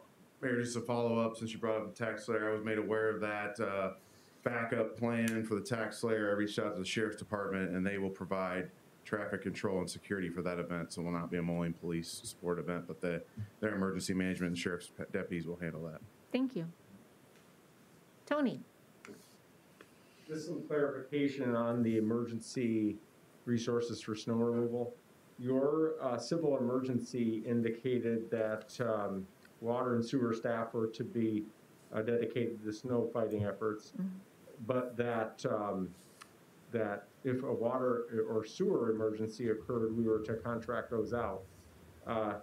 After talking with Marty, I just want to clarify, do I have the authority to, if there are sufficient staff after dedicating the resources to snow fighting, to tackle or repair in-house if we have the adequate staff? Yeah, I'm so sorry. I didn't mean to have that be restricted. I meant to have that be the backup in case there was some hesitation to dedicate because you were holding them in case of it. So sorry for that, Tony. I didn't mean to misrepresent that. That was the council's intention, right? To not restrict that.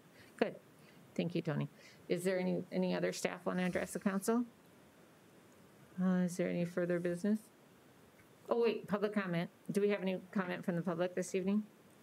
We do not. Is there any further business? Alderman Williams. Your Honor, I make a motion that the council convene an executive session for the purpose of discussion of pending probable or imminent litigation 5 ILCS 120/2C11 and appointment, employment, compensation, discipline, performance, or dismissal of specific employees 5 ILCS 120/2C1. Do we have a second? Second. We have a second. So we have a motion by Alderman Williams and a second by Alderman Waldron. Call, please. Alderman Williams? Aye. Parker? Aye. Wentz? Aye. Potter? Aye. Moyer? Aye. Schoonmaker? Aye. Waldron? Aye. Berg? Aye. 8 ayes, no nays. That motion carries. If we could please clear the council chambers.